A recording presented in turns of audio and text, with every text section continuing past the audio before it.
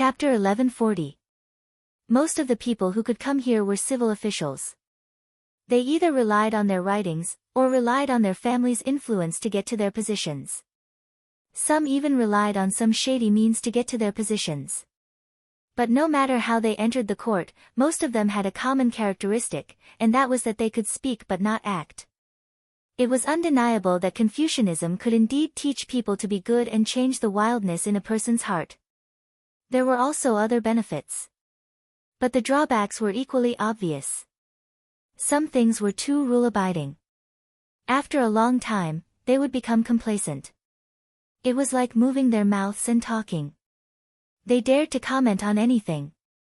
Some of them even dared to criticize the emperor. But when it came to practical matters, they really couldn't do it. This didn't mean that they didn't have the ability, but because when two sides fought, the other side wouldn't listen to you. If there was a disagreement, they would draw their swords. This wasn't something that these scholars who studied Confucianism could compare to. It was important for people to know their own limits. If they knew that they couldn't do something, but still insisted on standing up, then it wasn't taking responsibility, but showing off. To put it bluntly, it was no different from courting death. It was just like the Tumu fortress incident back then. How many civil officials of northern Ming had died? Among them, there were many who were truly talented.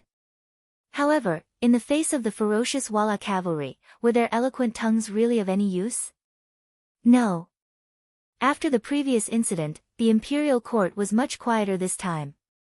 For a time, Zhu Qiyu, who was originally full of hope, suddenly had an ugly expression. Just now, when everyone was talking so excitedly, he thought that they had already thought of a countermeasure. But now, it seemed that this wasn't the case at all. His gaze swept past the civil official group and naturally landed on the military general group, which had very few people. When it came to specific matters, especially when it came to leading troops to war, it still depended on the generals. But what made Zhu Qiyu a little disappointed was that even these generals who practiced martial arts didn't take the initiative to stand up at this moment. Instead, they all lowered their heads and pondered about something, as if there was something valuable under their feet that was worth attracting. The Great Ming dynasty had a long history of valuing literature and despising the military. It wasn't something that could be changed overnight. Although because of the changes in the political situation, the status of the generals had increased, but there was still a big gap between the two sides. Let's use a simple example. What is the most important thing in a war? Some people might talk about the morale of the soldiers, some would talk about the bravery of the generals, some would talk about whether this was a battle of justice, and some would talk about the right time, the right place, the right people, and so on. But the real key was logistics. In other words, it referred to the supply of food, fodder, and weapons. Think about it, if an army that was capable of fighting did not have food to eat and only had wooden sticks in their hands, how could they fight the enemy? How could they use their teeth to bite the enemy? Tear it apart with your bare hands? Thus, there was a saying that war was a war for money. It just so happened that the logistics of the army were decided by the civil officials. This was equivalent to having one's Achilles heel pressed down. Even if one wanted to fight alone, one couldn't. How could one win a battle in such a situation? Just like the 70,000 Liaodong cavalry. Why did they develop so quickly? Why were they so elite that even the 5-star army in Origin City was afraid of them? It was nothing more than that they had enough autonomy. They could harvest grain and grass on the grassland like the Mongolian cavalry. They could snatch good things when they saw them, which made them stronger and stronger. It was impossible to send troops to Liaodong without any taboos. It could be imagined that no matter who led the troops, the logistics would be fought over. This involved a lot of benefits. Whoever had the advantage would get countless benefits from it. Once the war was won, these people would not only get the benefits, but they would also get the credit. If they were defeated, it would have nothing to do with them. The responsibility would all fall on the generals who led the troops. With this comparison, it was no wonder that the generals were not willing to stand up and take the responsibility that originally belonged to them. Not to mention, the opponent of this battle was Bugnam of Gojoseon. This person had the title of the god of war. How could he be so easy to deal with? The generals were all silent. Zhu Qiyu was a little angry. Before he could say anything, the civil officials at the side had already launched an attack. Perhaps they also felt that the contrast between just now and now was too big. They were afraid that the emperor would vent his anger on them. Therefore, they were ruthless and as unpleasant as they could be. What's wrong? Aren't you generals? Your duty is to go to the battlefield and kill the enemy. Even if you die on the battlefield, you won't hesitate. This is your destiny. That's right. Isn't it your duty to send troops to war? Why are you afraid of death now? None of you dare to accept the challenge. It's really disappointing. No wonder Bugnam of Gojoseon is so arrogant. It's all because of you useless people. You useless things. You really don't know what to do. You really make people look down on you. Yes, it's too disappointing. The imperial court spent so much money to feed you. The criticism came one after another. It was as if they couldn't show their righteousness if they didn't step on them. In just a short while, the generals' faces were as red as a monkey's buttocks. Some of the more thin-skinned ones wanted to find a hole to hide in. This was really like the saying, those who enjoy the show are not afraid of things getting out of hand. Faced with the criticism of the entire civil officials, a general called Li Tong finally couldn't take it anymore.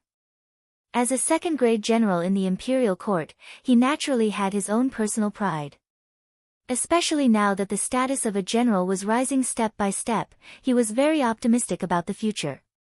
More than once, he had told the other generals in private that spring was coming for the generals. But now, before he could achieve his goal, he was being slandered in such a way. He was really angry. When he saw that the other generals and colleagues were all evasive and didn't even dare to fart in front of the civil officials, he angrily stepped forward and said, "Your Majesty, this subject is willing to lead the army, but I have a request." Finally, someone was willing to take the initiative to step forward. Naturally, Zhu Qiyu was overjoyed. When he looked at the person, even his gaze became much friendlier. "Oh, General Li, I don't know what request you have. Why don't you tell me? I hope that the matter of the provisions will be managed by the officials I've chosen." In this way, Li Tong boldly made his request. Just as he was about to continue speaking, he didn't expect that the civil officials had already exploded. How is this possible? This is against the rules. Then, won't everything be decided by you generals? Once you have disloyal thoughts, how can you control it? Absolutely not. If something really happens, it will be a big matter. It will be much more dangerous than the matter in Liaodong. Yes, we absolutely can't agree. The discussion rose again, followed by a group attack. Li Tong, who wasn't good with words, was instantly drowned in a sea of verbal attacks. This time, not only would the civil officials not agree, but even Emperor Zhu Qiyu wouldn't agree. As an emperor, as a monarch, how could he control his army? Wasn't it shown by eating, drinking, and defecating? If he gave the generals too much power, who knew if it would spur some people's ambitions and cause them to do something unfavorable to him? If that was the case, then he would suffer a great loss. No emperor would agree to such a dangerous matter, let alone Zhu Qiyu, who had forcefully taken the throne. Perhaps it was because he didn't take the right path when he took the throne, so he was very afraid that someone would threaten him. It was even more impossible for him to agree to Li Tong's request. Shaking his head, Zhu Qiyu said with an unquestionable tone. "General Li, you've heard everyone's reaction. We absolutely can't agree to this matter." Zhu Qiyu's words set the tone for the matter. Li Tong knew that it was useless to say more. However, since he had already stepped out, it was impossible for him to retreat. He could only cup his hands and say, "Since it's like this, everything will be decided by your Majesty. This subject will only be responsible for leading the troops to fight." Li Tong was forced to accept the challenge. In a situation where no other generals stepped out, Zhu Qiyu finally appointed him as the general leading the troops. He took 200,000 soldiers, 50,000 of which were veterans and 150,000 of which were new recruits. He ordered them to prepare within 7 days and send troops to support Liaodong. As if to ease Li Tong's heart, Zhu Qiyu especially said during the court meeting that no matter who was in charge of logistics and provisions, they couldn't make things difficult for General Li and had to do their best to cooperate. The officials naturally agreed, but no one knew what would happen. Su Yozhen, the Crown Prince's junior tutor, Grand Scholar and Minister of Justice, didn't say anything from beginning to end. He just watched coldly from the sidelines and sneered in his heart. Before the troops had even been sent out, General Li Tong had already attracted the dissatisfaction of the civil officials. Li Tong could even imagine that it would be strange if he wasn't targeted. If he didn't do this, how could the civil officials vent their anger of being accused of not trusting him? It seemed that the result of this battle had already been decided. Sigh, could it be that the great Ming's luck was really coming to an end? The Hu estate. Minister of Rights Hu Shao. Although he still had the title of minister, he hadn't been to court for a while. This was because the relationship between Baiming and Bugnam of Gojoseon had changed greatly. This made his position as Yang Qindong's father-in-law very awkward. In order to avoid unnecessary trouble and to avoid being targeted, Hu Shao was sick and stayed at home. Not only that, but the other members of the Hu family were also ordered to stay at home and not go out. They had to be as low-key as possible. Chapter 1141. Although he had not left his room, he was still able to receive news of what had happened in the imperial court. Hu Shao had been the Minister of Rights for many years, and his students were spread all over the world. He naturally had many sources of information. It was precisely because he knew what had happened in the imperial court that Hu Shao, who was with his son in his study, fell into deep thought. Hu Zhangning also knew what had happened in the imperial court, and he was much more nervous than his father. Father, the emperor is about to move against Qingdong. Will we be implicated? How about I go find the 5-star army in the city? There's no need for that. It's not time yet. Hu Shao slowly opened his eyes, a faint smile on his lips. It was clear that everything was under his control. Son, don't think that we'll be in danger if we really start fighting. It's said that even when 2 armies fight, they don't kill the envoys. But father. Seeing that Hu Zhangning was about to say something, Hu Shao waved his hand and said, relax. Since Zhu Qiyu was able to become emperor, he's not so foolish. He's keenly aware that before he destroys Bugnam of Gojoseon, he won't be able to touch us. Otherwise, he doesn't even know what the consequences will be. On the contrary, the more victories Bugnam of Gojoseon wins on the front lines, the more apprehensive the emperor will be. Unless it's time for a life-and-death struggle, as long as we don't stir up trouble, nothing will happen. The older the ginger, the spicier it was. Hu Shao was so confident not only because of his thorough analysis of the situation and his deep understanding of Zhu Qiyu's personality, but also because of 2 other reasons. First, Su Yozhen was in the imperial court. If something really did happen, he would definitely inform him. Second, Baiming had Yang Qindong's brothers and sisters in the capital. If even they were fine, how could he possibly be in danger? With these 2 reasons, Hu Shao was naturally brimming with confidence. On the contrary, he was now worried about whether Yang Qindong could stop Baiming's army. If Yang Qindong was seriously injured, or even destroyed, then as his in-laws, they would be seen as accomplices. That would be the real danger. Not to mention that the Hu mansion was as calm as water. Yang Qindong, who was running amok in Liaodong, had telegraphed everything that happened there to him. Looking at the telegram sent by Wang Shan, Yang Qindong chuckled and said, 200,000? Aren't they looking down on our 5-star army too much? After a brief evaluation, Yang Qindong put it aside. Obviously, he had already predicted that Baiming would send troops, so he wasn't surprised by what he had expected. His main focus was now on the next territory to be conquered, Gulinwei. Ever since Yang Qindong brought Leng Si Shifu to the northern part of Liaodong, everything went smoothly. Besieging a city was as easy as entering an uninhabited land. In addition, the surrendered General Song Yong played a big role. Just like the previous Shishin guards, they didn't even fire a shot. Song Yong entered the city first to persuade them to surrender and occupied the city. More than 1,000 Ming soldiers and tens of thousands of great Ming people were included in Yang Xie's territory. This time, to deal with Gulinwei, Yang Qindong used the same trick. Song Yong volunteered to go first, and once they occupied the city, it was tantamount to opening the southwest gate of New, Gandusi's headquarters. They weren't far from their goal. Young Master, Hai Si Shifu sent a telegram. They have entered Kuwu Island, Sakhalin Island in the future, along the waterway. After a fierce battle, they successfully occupied it.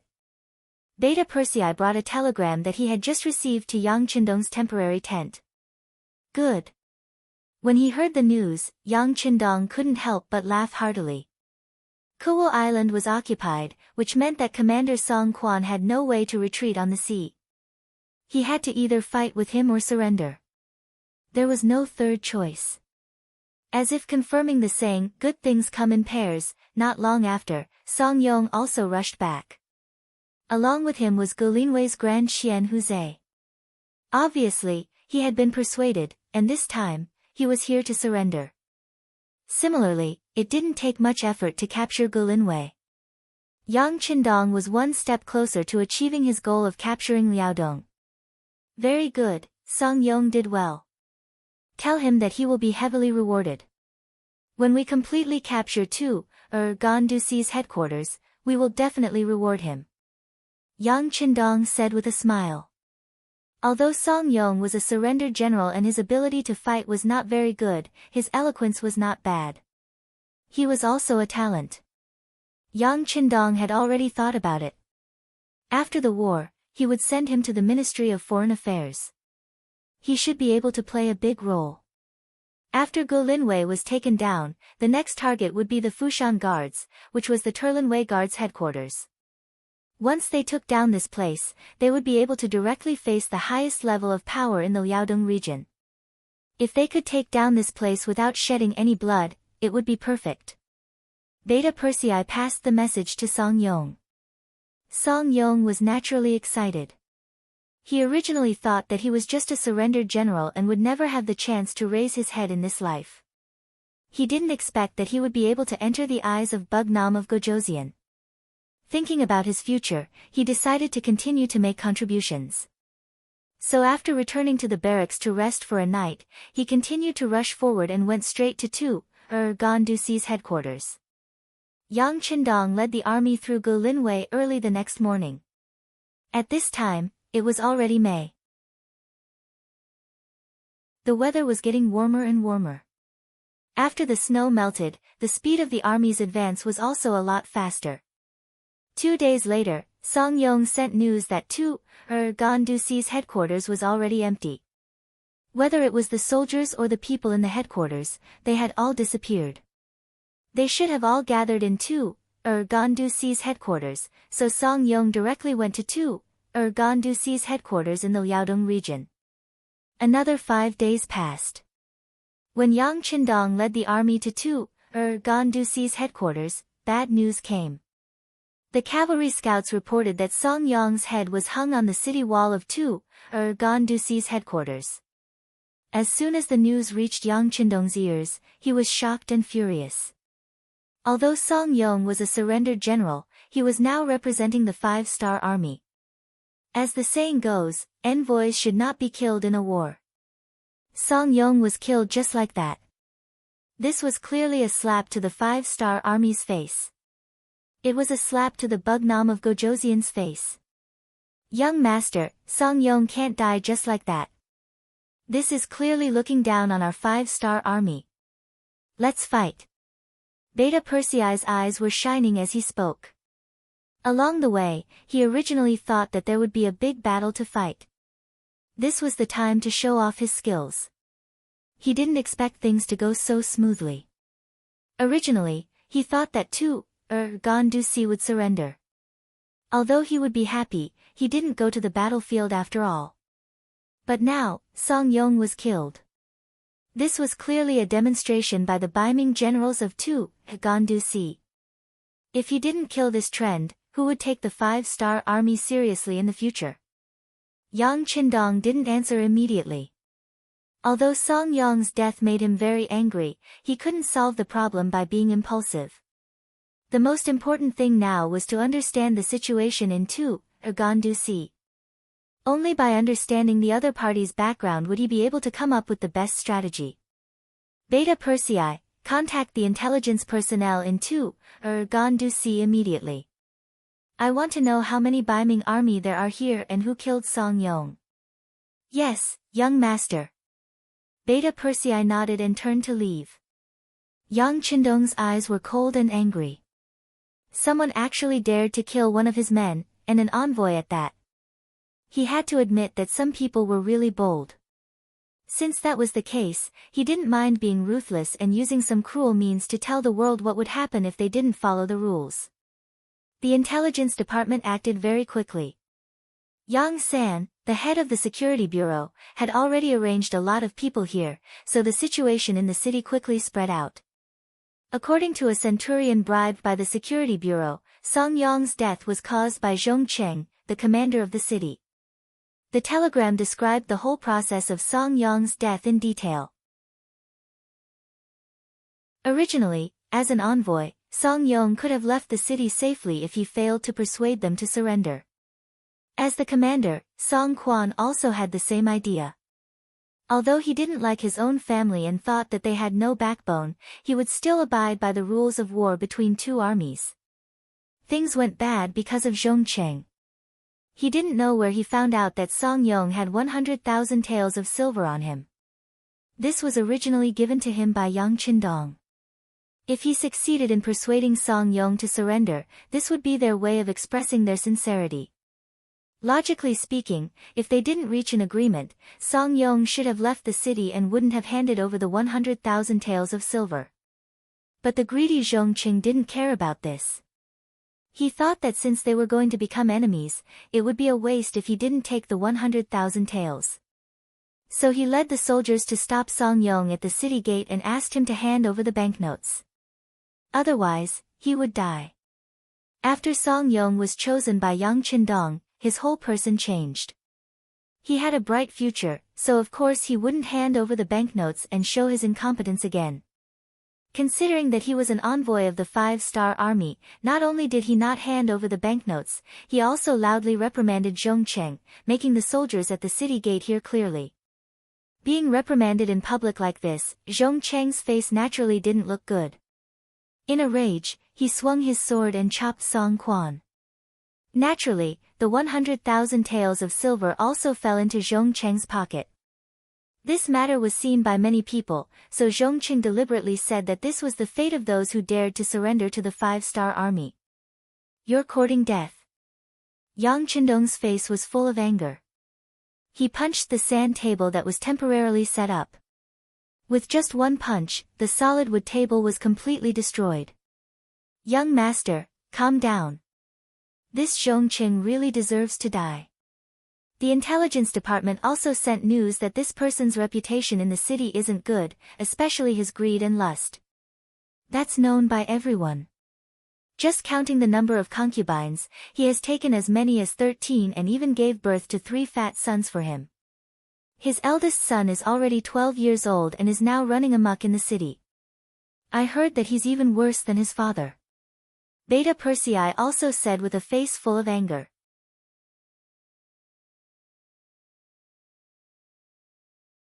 Chapter 1142. They're all in cahoots, Yang Qindong said angrily. Young master, the Zhong family is one of the biggest merchants in the Baiming capital. They've taken quite a lot of goods from our commerce department and earned quite a bit of money. Do you want to deal with his family? We'll let them know the consequences of not following the rules of the 5-star army, Beta Persei said when he saw that the young master's anger had yet to dissipate. People always said that one shouldn't bring trouble to one's family. Yang Qindong naturally wouldn't casually bring trouble to Zhong Cheng's family. But since his 12-year-old son was a bad person, it was normal to get rid of him according to the rules. As for the Zhong family, sorry, but they'll be removed from the list of merchants in the future. I'll take note of this. After we take down Terran City, we'll still have to hold a trial. At that time, we'll let the people decide. If Zhong Qing really didn't teach his son well, it's better to get rid of him as soon as possible. Yang Qindong didn't say it explicitly, but he didn't object. This was enough to explain everything. Dealing with Zhong Qing would have to wait until they took down Terran City. The most important thing now was how to take down the city. According to the intelligence department, in order to prepare for the arrival of the 5-star army, the commander had gathered some of the nearby guards in Terran City. In addition to the original soldiers in the city, the Baiming army now had close to 100,000 people. It was truly a powerful force. On the other hand, Yang Qindong only had 8,000 elite soldiers from the 4th Infantry Division, 20,000 North Korean C-rank soldiers, and the Northern Ming Guards who had come all the way to Long, which added up to about 10,000. Altogether, there were no more than 40,000 people. 40,000 against 100,000, and it was the main attack. This was basically impossible in the eyes of others, but in Yang Qindong's eyes, it was a completely different matter.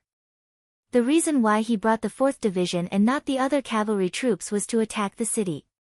Now, it seemed that he had to use it. Inform the commander to prepare to attack the city. Inform the other troops to prepare to assist in the attack.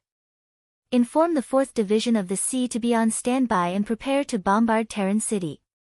Yang Qindong gave out orders one after another. Since they didn't have enough troops and the enemy still wanted to defend, it was impossible to solve the problem peacefully. They might as well use the most powerful firearms. Even though it would inevitably cause some unnecessary casualties, it was better than losing their own men and losing their own soldiers. Ling Dechang was very excited when he received the order.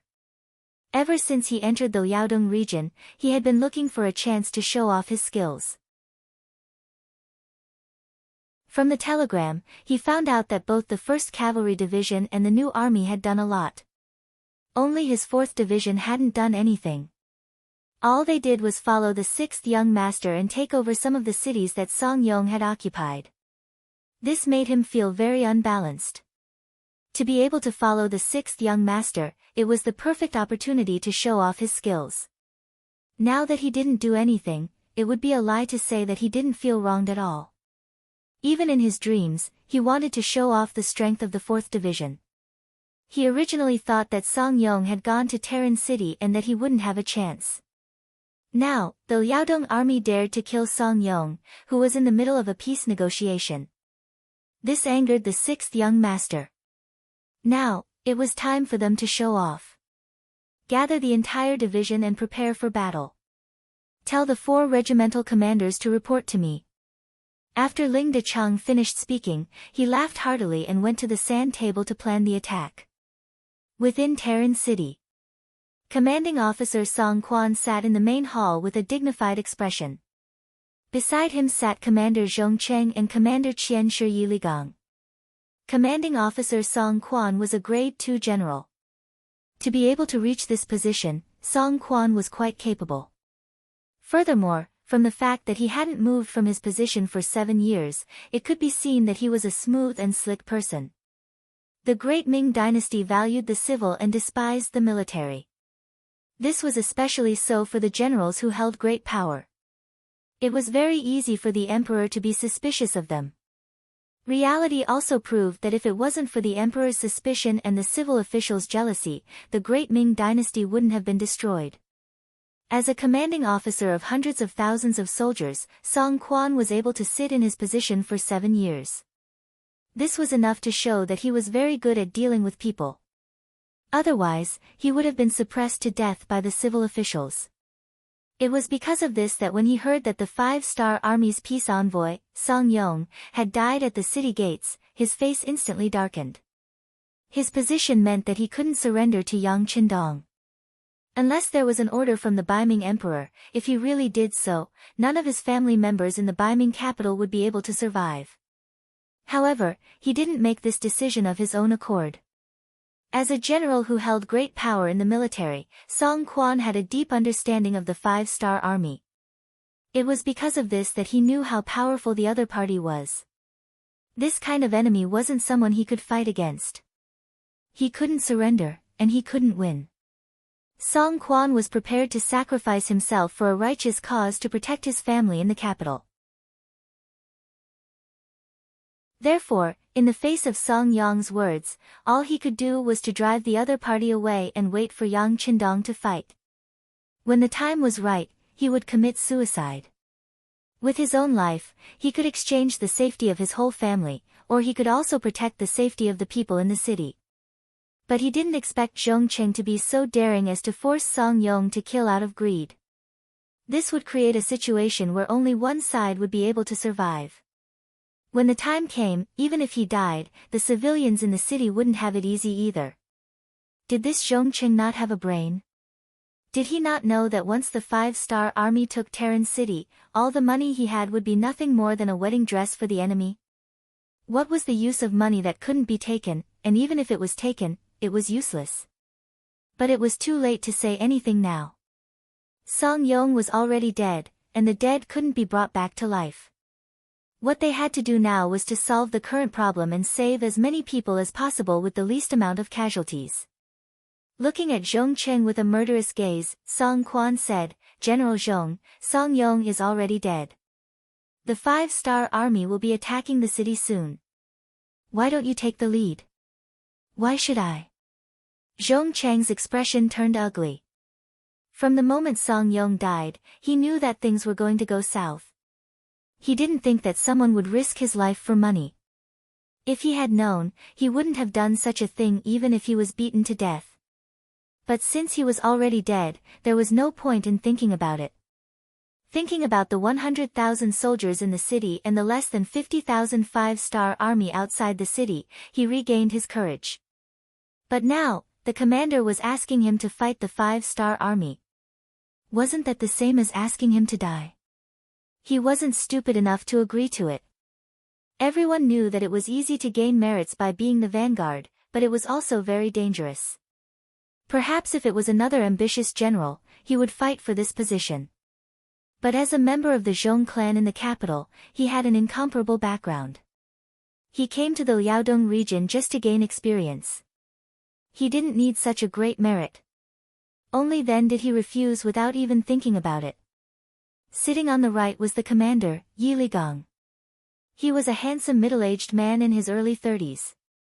To be able to reach this position and become a rank 3 general, it wasn't because he had a powerful background. Instead, he relied on his own efforts to get to where he was today.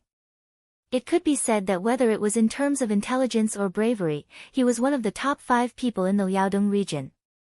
Yi Ligang, who could be called an all-rounder, knew his fate the moment he heard the guards say that Zhong Qing had killed Song Yong at the city gates. He was so angry that he called Zhong Qing a stupid pig. "Just watch, because this person is likely to bury all of us in the city." Even on the battlefield, killing a general of the five-star army wasn't a big deal. In a battle between two armies, who wouldn't die?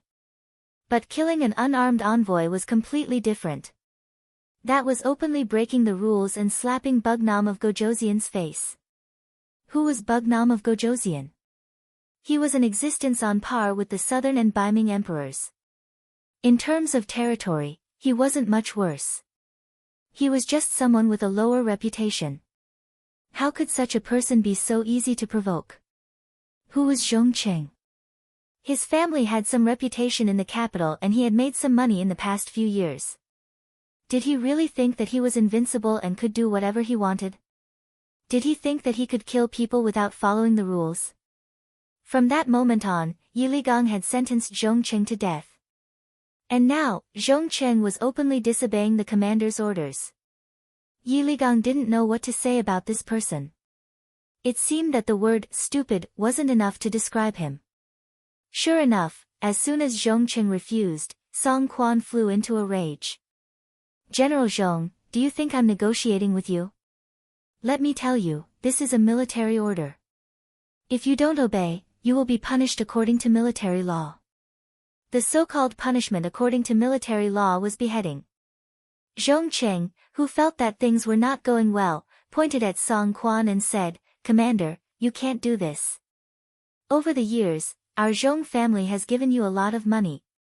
Shut up. If you dare to mess around, you will be slapped 30 times, Song Quan said angrily. That's right. Over the years, he had been able to secure his position because he had given a lot of money to the higher-ups. He had no choice but to do so. If he hadn't done so, he would have been schemed against by others. Among them, the Zhong family had paid a lot of money. If it was in the past, even if it was because of this, he would not do anything to Zhong Cheng. But now, seeing that Tren City was about to fall and he was about to die, how could he still be threatened by Zhong Cheng?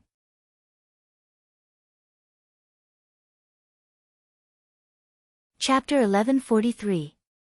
Zhong Cheng finally shut his mouth after hearing Song Quan's 30 slaps.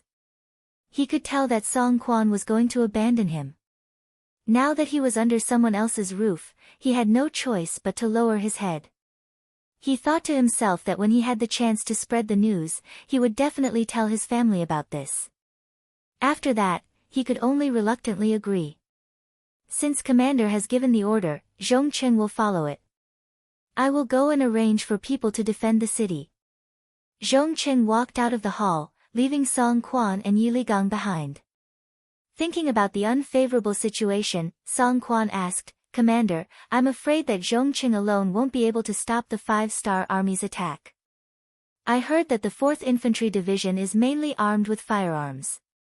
"Yes, how could I not know that I can't stop them? But do we have a choice?" Song Quan slowly opened his eyes and said with a sigh. Then, as if he thought of something, he looked at Yi Ligang and said, "You are different from me. You are an orphan, your parents are long gone, and your wife is newly married. She is currently in Terran City. The court doesn't have any evidence against you, so you don't have to die like you. With your ability, even if you join the 5-star army, you will have a bright future." "Lord Commander, I've never had such thoughts," Yi Ligang hurriedly explained. Song Quan interrupted him and said, "All these years, how could I not know what kind of person you are? It's just that there is no need to make unnecessary sacrifices. Moreover, Bugnam of Gojoseon is indeed a dragon among men. I know that he is very good to the Han people, so he should be good to the Han generals as well. With him, the Han people's status will be higher and their lives will be better. Isn't this what we want to see? Sigh, if it wasn't for my family, I would also consider joining the 5-star army and fight for Bugnam of Gojoseon, fighting for the Han people's future." Yi Ligang would never have thought that Song Quan would be the one to say such heartfelt words. For a moment, he was stunned and didn't know what to say. Just like what Song Quan said, Yi Ligang had a good impression of the 5-star army. Especially after learning about their deeds from various intelligence reports, he admired them even more. However, due to his identity and faction, he had no choice but to hide it in his heart. Now, the choice was right in front of him. He had gone from being a bystander to being in the situation. It would be a lie to say that Yi Ligang did not have any ideas about where to go from here.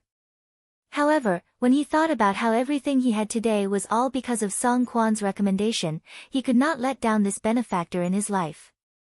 And now, it was this noble person who was advising him to surrender to the enemy. His heart, which had been suppressed, began to stir again. Yi Ligang did not immediately object, which was equivalent to expressing his attitude. How could Song Quan not know? He continued, "Ligang, it's not that I don't have any selfish motives. You know, my family is in the capital. When I'm around, naturally, no one dares to bully them. However, once I leave, it's hard to say. If one day, and I'm saying if, you have a firm foothold among the 5 stars, please help my family if possible. This is also my last request to you. Commander, please don't say that. If I can survive this time, your family will be my family, and your parents will be my parents." Yi Ligang immediately swore. Good, good. Song Quan patted Yi Ligang's shoulder with a gratified expression. The last worry in his life had been removed, and he could finally go without worry. Outside the city, Ling Dechang called the 4 commanders under him over and seriously discussed the plan to attack the city. It wasn't easy to get a chance to attack, and everyone's opinion was surprisingly unanimous. They were not in a hurry to attack the city. First, they would scare the enemy and let them know that sometimes, it wasn't easy to die even if they wanted to. 4 hours later, after the 4th Lu Division was fully prepared to attack the city, the first gunshot rang out. With the Type 95 firearms that could easily fire from 300 to 400 meters away, when the gunshots rang out, the Ming soldiers guarding Terran City became live targets. Many of them even had bows and arrows in their hands as they stuck their heads out of the battlements, waiting for the 5-star army to come closer. Bullets flew over and accurately hit their bodies. This was simply an unfair and unequal battle. One side could attack as they pleased, while the other side could only passively take a beating. They couldn't even see the appearance of their opponents clearly, but hundreds of Ming soldiers were hit. Some died on the spot, while others were injured by gunshots and fell to the ground screaming in pain. If they died, then so be it, everything would be over. But those who were injured by gunshots, when their cries of pain rang out from the battlements, the shock it brought to their comrades was so great that it completely exceeded the expectations of the defending general, Zhong Cheng. He originally thought that with the advantage of numbers, they would be able to fight evenly with the 5-star army. In addition, they had the higher ground and were relying on the city walls, so it wasn't impossible for them to push back the 5-star army.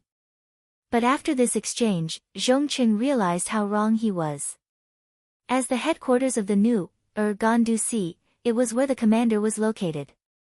Bei Shi also placed great importance on it, and once sent people to send over 200 firearms. They had always been treated as treasures and kept in the armory. This time, Zhong Cheng even took them out, wanting to properly display their power. But after this exchange, these seemingly treasured firearms were completely useless, unable to pose any threat to the 5-star army.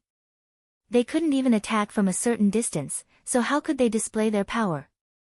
Zhong Cheng, who was on top of the city gate tower, saw that more and more soldiers were dying and the number of injured was increasing. The soldiers guarding the city were terrified because of this. More and more soldiers hid behind the city gate tower and didn't even dare to show their heads. Zhong Cheng couldn't help but be furious. He loudly ordered everyone to shoot arrows outside the city. Since the general had given the order, the soldiers below didn't dare to disobey. Helpless, they could only risk their lives and shoot arrows outside. But very quickly, those who showed their heads didn't have a good ending. Out of 10 people, at least half of them were hit or injured, and the remaining half had their arrows shot to God knows where, unable to pose any threat to the outside world. Under the constant orders, the number of injured and dead increased, and the morale of the Ming army continued to drop. Having completely lost the initiative, the Ming army could only take a beating and hide. Outside of Terran City, the 4th Master Lu's attack shocked everyone. Behind them, the 20,000 North Korean soldiers who were preparing to attack, as well as the 10,000 Ming soldiers who surrendered along the way, were also shocked. They originally thought that with the enemy's high walls and the commander personally leading the attack, this attack would be extremely difficult, and who knew how many lives would be lost here. This was especially true for the Ming soldiers who had surrendered. Thinking about how they had just escaped from the tiger's den and into the wolf's den, they felt extremely uncomfortable. But who would have thought that when the attack started, the situation would be one-sided? The Terran City Ming soldiers, who had the advantage in numbers, didn't even have the ability to retaliate. When this scene fell into everyone's eyes, many of the soldiers were extremely excited. The situation on the battlefield was completely out of their expectations, and it gave them hope, a chance to perform meritorious deeds. General, the North Korean soldiers and the Ming army who surrendered are asking if we can attack the city now. Ling Dechang was still smiling as he watched his soldiers flaunt their might when the messenger walked over and reported. "There's no rush, there's no rush." Ling Dechang waved his hand and laughed, "Tell them that it's not time for them to attack yet. Let's fight for a while longer and completely destroy their morale. That's when we'll be able to win this battle, ha ha ha. Ling Dechang was very familiar with his weapons, and he was even more familiar with the power of his weapons. He knew that if he wanted to obtain the greatest victory with the smallest price, he couldn't rush it. In any case, he had brought a lot of bullets with him this time, so he treated it as giving the soldiers a chance to shoot. They didn't charge, and bullets continued to fly. 4 hours later, the sky turned dark and everything became quiet. More and more injured soldiers were carried down from the city walls. Cries of pain and anguish could be heard everywhere. When the Beiming soldiers who hadn't entered the battlefield heard this, their faces turned pale and their expressions changed greatly. Facing an enemy who could easily kill you from a distance without even facing you head-on, they didn't have much of a chance of winning. They all thought in their hearts, if it were them, how much confidence would they have in winning? The commanding general, Zhong Cheng, also had a dejected look on his face. He originally thought that with his advantages, he would be able to fight on par with the 5-star army. If things went well, he would be able to defeat them. That would be an outstanding military achievement. Who would have thought that the result would be like this? After fighting for 4 hours, they couldn't even touch the corner of their opponent's clothes. He only got the result of more than 300 soldiers being killed and more than 1,000 injured. Of course, what was worse was that the morale of the soldiers had been greatly damaged. If this continued tomorrow, he really didn't dare to imagine how the army would be able to continue fighting if they didn't have any combat power. General Zhong, the commander has ordered you to come to his residence to discuss military matters. One of Song Quan's soldiers came in front of Zhong Cheng. I understand. Zhong Cheng nodded expressionlessly. Lead the way. In fact, Zhong Cheng was prepared to go to Song Quan even without him coming to find him. There was no way to fight a war like this, and there was no way to win it. He wanted to resign from his position as the general of the city defense. The commander's residence was brightly lit at this moment. When Zhong Cheng arrived, he saw a busy scene. He saw many people walking in and out, and they were carrying all kinds of things in their hands. It felt like they were moving house. Zhong Cheng, who didn't understand what was going on, strode into the main hall and saw Song Quan and the commander, Yi Ligang, sitting there.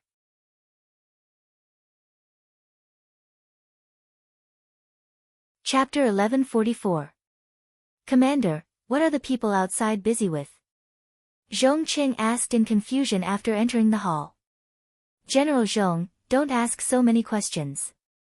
Let me ask you, what are your thoughts after today's battle with the 5-star army? Do you think we can defend Tren City with just us? Song Quan didn't answer Zhong Cheng's question. Instead, he took the initiative to ask about the battle. Sigh. At the mention of this matter, Zhong Cheng's face was ashen as he said, don't mention it. The firearms in the hands of the 5-star army are simply too powerful.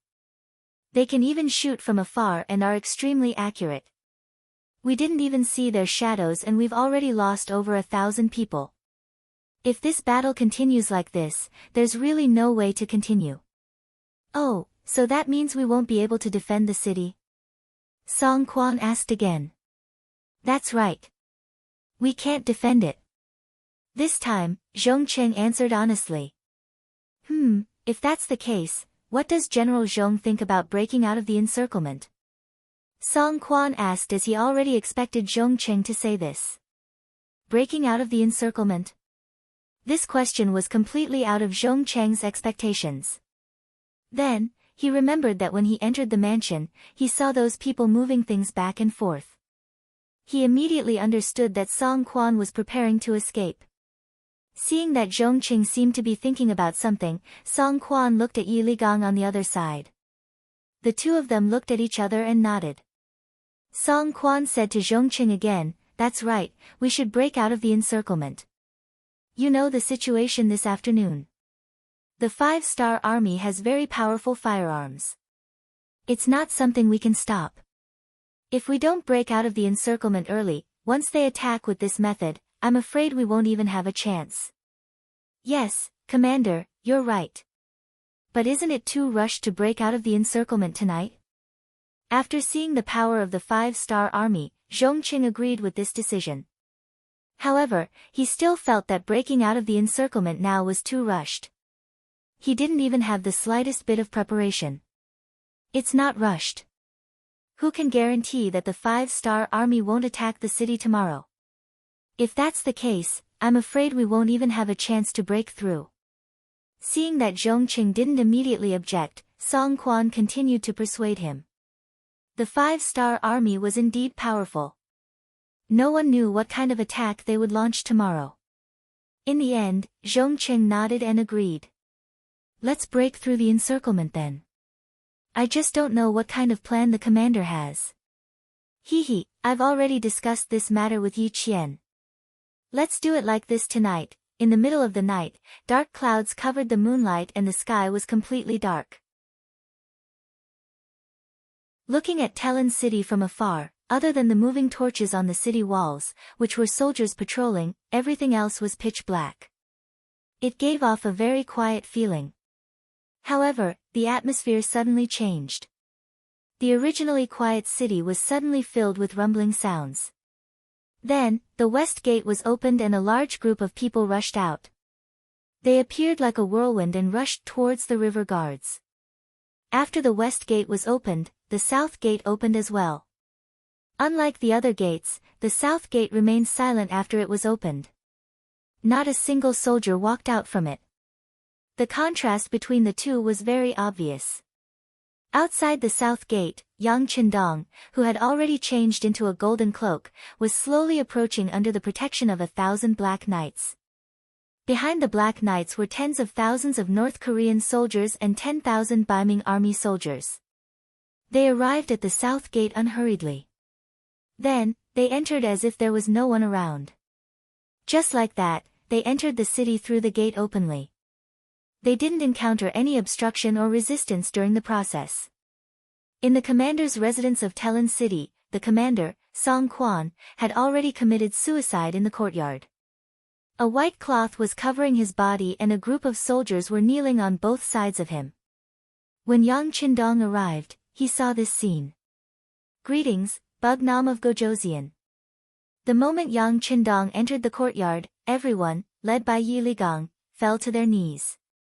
Sigh, a proper burial. After Beta Persei opened the white cloth and confirmed that the deceased was indeed Song Quan, Yang Qindong sighed emotionally. Thank you, Bugnam of Gojoseon. With Yi Ligang as the leader, everyone kowtowed once again. Song Quan died just like that. Perhaps he knew that if he didn't die, his family in Baiming wouldn't be safe, so he sacrificed himself in exchange for everyone's lives. Yi Ligang knew the whole plan.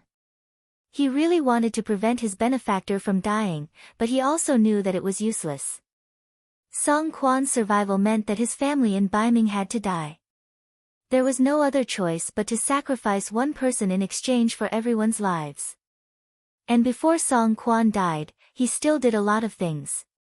He really needed Yi Ligang to take care of his family in the future, so he first arranged for Zhongqing, who was a thorn in his side, to leave the city. Then, he handed over all the military and political power to Yi Ligang, and then died peacefully. After Yi Ligang learned of the plan, he secretly sent someone to contact Yang Qindong. This was how the 5-star army safely entered the city and took over everything. You're Yi Ligang. Let's talk inside. Yang Qindong already knew everything that had happened. He couldn't do anything about Song Quan's choice, but he also admired him. He was full of curiosity about Yi Ligang. What kind of person could make Song Quan sacrifice himself to protect him? Could he really guarantee that Yi Ligang would fulfill his promise after his death? In the main hall of the commander's residence, Peng Yu, Ba Daojiang, and the others, who had transformed into Long Wei, carefully inspected the place. After confirming that there were no problems, Yang Qindong stepped into the hall, followed by Yi Ligang, the commander-in-chief. Yang Qindong sat down on the main seat while Yi Ligang stood with his hands by his side. The two of them sized each other up. In the entire Liaodong region, Yi Ligang was an extremely famous existence. He was different from Tong Long. Although he was extremely courageous, he had relied on the help of his family to get to where he was today. Yi Ligang had relied entirely on himself. He had relied on his ability to wield both the pen and the sword to reach the position of commander-in-chief. For this reason, when the Liaodong cavalry was established, Fang Dingshan had personally appointed him as his deputy, but Song Quan had stopped him in the end. How could such a person not attract Yang Qindong's attention? Originally, he had wanted to see his ability in the Battle of Terran City, but he hadn't expected that the other party would surrender without even putting up a basic resistance. Of course, it was a good thing that he could take the initiative to surrender to him. Subduing the enemy without a fight, this was the highest level of victory in battle. And the person behind all of this was Yi Ligang, so Yang Qindong was naturally very interested in him. Bugnam of Gojoseon, the surrendered general has a request. While Yang Qindong was sizing up the other party, Yi Ligang had already knelt down on the ground again. How dare you? Beta Persei shouted from the side, you're just a surrendered general, what right do you have to make a request? Yes, the surrendered general knows that he's not qualified, but I hope that Bugnam of Gojoseon will agree to this request. Thump, thump, thump. His forehead hit the ground 3 times in a row, and soon blood flowed from his forehead. It was obvious that he had used a lot of strength. Let's hear it. Yang Qindong stretched out his hand to stop Beta Persei's next action and looked at Yi Ligang, who was kneeling on the ground, with interest. Now that he had a chance to speak, Yi Ligang said, Bugnam of Gojoseon, Commander Song committed suicide to save the people of Terran City from the flames of war. If there's a chance one day, please clear his name. Thank you. When he sent a secret envoy to Yang Qindong to beg for surrender, he had said not to make things difficult for the people of Terran City. At that time, Yang Qindong had also agreed. However, he didn't say anything about clearing Song Quan's name. Now that Yi Ligang had suddenly brought it up, even Yang Qindong frowned slightly after hearing it. General Yi, why didn't you mention this when you sent people to beg for surrender? Reporting to Bugnam of Gojoseon, when Commander Song was still here, everything was led by him. There are some things that a surrendered general can't say clearly. The secret envoy in charge of the surrender was arranged by Song Quan. Of course, he wouldn't mention clearing his name after death. In fact, he didn't even think about such a thing. What he cared about was the safety of his family in the capital and the hundreds of thousands of soldiers and civilians in Terran City. Since Song Quan didn't mention it, Yi Ligang couldn't not mention it. Now that he had the opportunity to talk to Yang Qindong, he brought it up. Yang Qindong nodded slightly with a look of understanding. Then, he looked at the kneeling Yi Ligang and asked with a smile, you want this king to clear Song Quan's name? Aren't you worried that this king will be defeated and killed one day? If that's the case, clearing his name will be meaningless. There was a prerequisite for clearing Song Quan's name, and that was that Yang Qindong could succeed. Otherwise, not only would the matter of clearing his name be a joke, it would also bring great trouble to Song Quan's family. No. Although the surrendered general only lives in a remote corner, he has long heard of the 5-star army's love for the people. A king who cares about the people of the world, how can his future be limited? This surrendered general boldly believes that the world will eventually belong to Bugnam of Gojoseon. Yi Ligang was also smart. He took the opportunity to explain and flatter Yang Qindong. Bootlicker. Beta Persei, who was standing at the side, said softly. How could these words escape the ears of Yang Qindong, who had entered the quasi-grandmaster realm? However, he didn't care. Instead, he chuckled and asked, General Yi, you said that this king cares about the people in his heart. Are the Bai Ming Emperor and the Southern Ming Emperor not the same? It's not the same. Yi Ligang shook his head. If he was still the Bai Ming commandant, there were some things that he couldn't say even if he thought about it. Otherwise, it would be a choice, and it would be treacherous. But now, since he had chosen to surrender to the 5-star army, he naturally didn't have any concerns.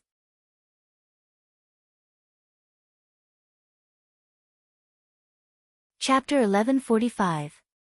The emperor of the great Ming dynasty talks about the safety of the people, but in reality, it is only for the stability of the regime. In their eyes, the officials and the major clans of the world are seeking benefits, finding a balance between them, and consolidating the regime. Bugnam of Gojoseon is indeed different. Because of your appearance, the status of the Han people in the world has been raised by more than one level.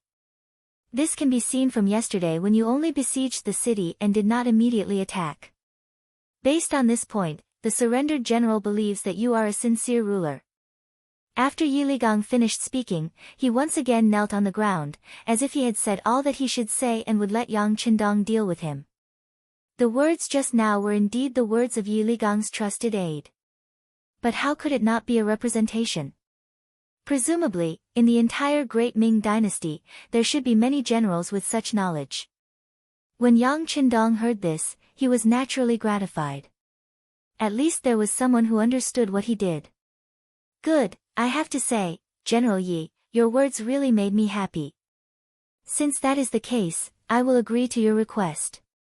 Once this prince has enough ability, I will definitely clear General Song Quan's name. And as you said, this prince does not want to see the Han people and the Ming army kill each other. There are still many cities in the Liaodong region that have not been captured. I don't know if you can do your part to help this prince. Yang Qindong took a fancy to Yiligang's identity as a commander. It would be more convenient for him to do some things than the dead Song Yong. In addition, he intended to test the other party's ability, so he spoke out. The surrendered general is duty-bound.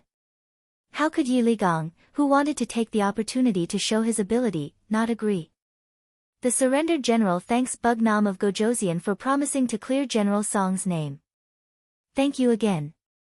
Thump, thump, thump, he kowtowed 3 more times, and blood overflowed from his forehead.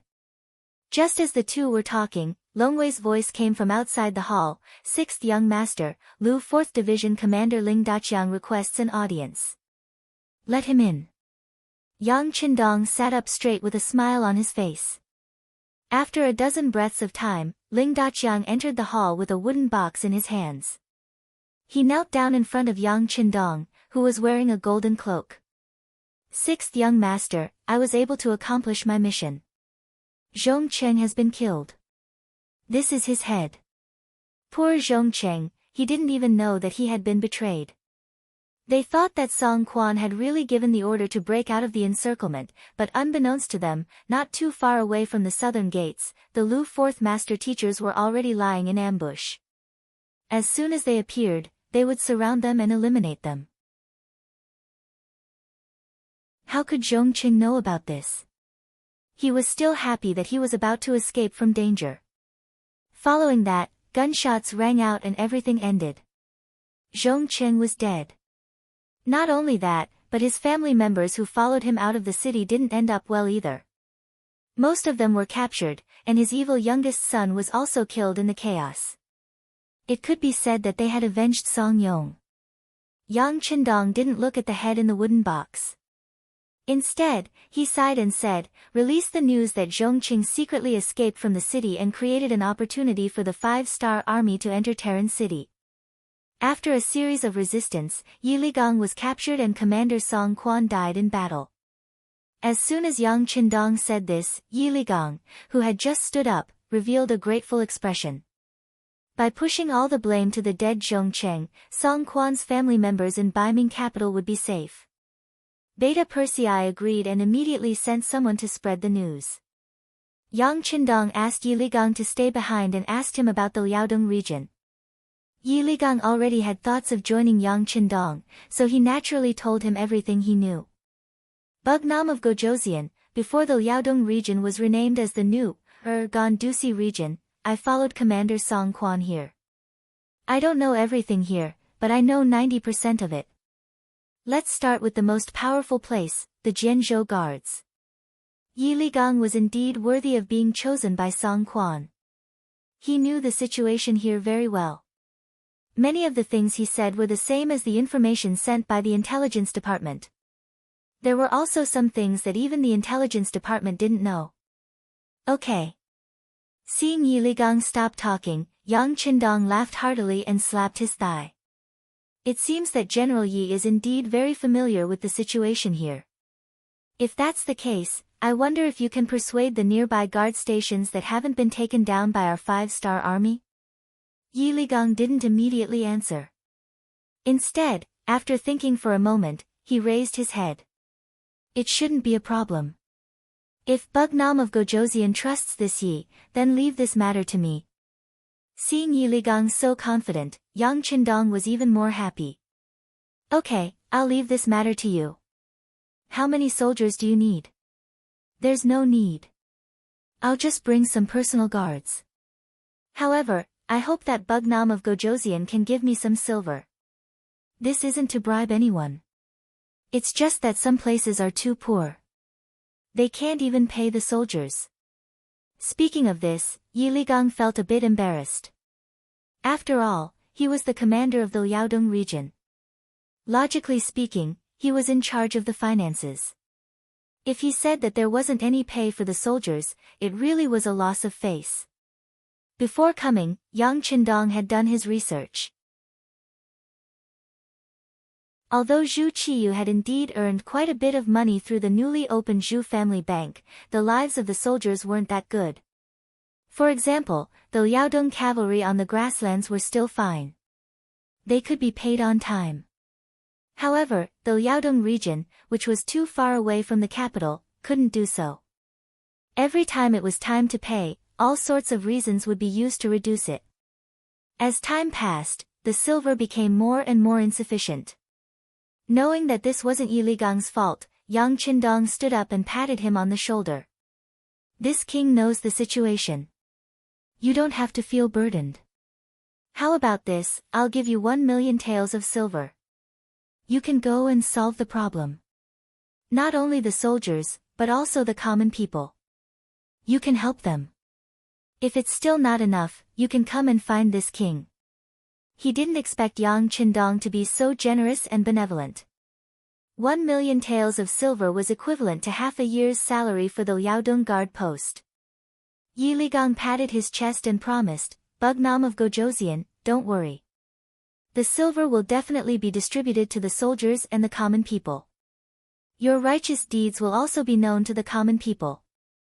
Yi Ligang knew very well that Yang Qindong was trying to buy people's hearts.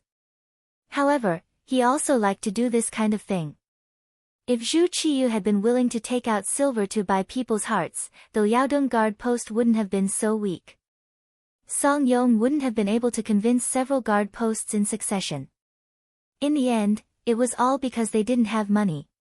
Terran City was finally taken. The loss of the Liaodong guard post in the north also meant that the plan to invade Liaodong was already half successful. Yang Qindong didn't cheer because of this. He knew that once the news spread, Zhu Qiyu would definitely send reinforcements. If he didn't defeat these people, he would tell the acting emperor that Liaodong was no longer under his control and make him give up. This was the most important thing. The new army was still madly sweeping through the Liaodong guard post. All the guard posts they wanted to attack either surrendered early on or were defeated in the first battle. Except for a few soldiers who had a certain amount of fighting power, most of the guard posts were under their control. With the world's first cavalry division acting as a huge mountain blocking the Cha River Guard's front line, it suppressed the northern Ming army from advancing north for a long time. It was only when the northern Ming sent out reinforcements, with General Li Tong at the head of 200,000 troops, that the Liaodong guards were greatly encouraged and saw hope.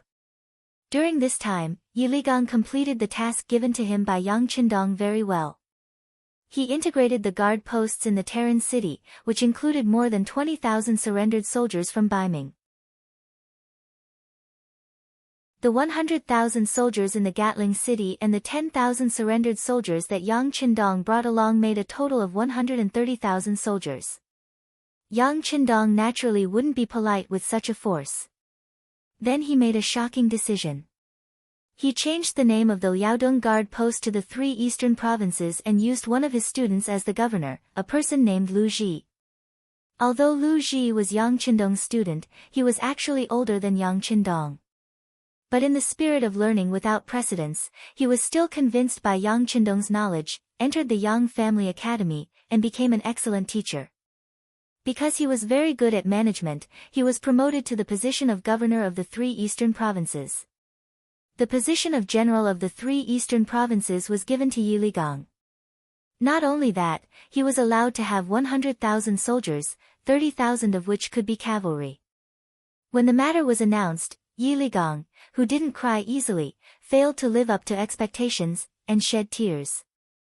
Then he secretly swore in his heart that a gentleman would die for his friend and follow Yang Qindong for the rest of his life.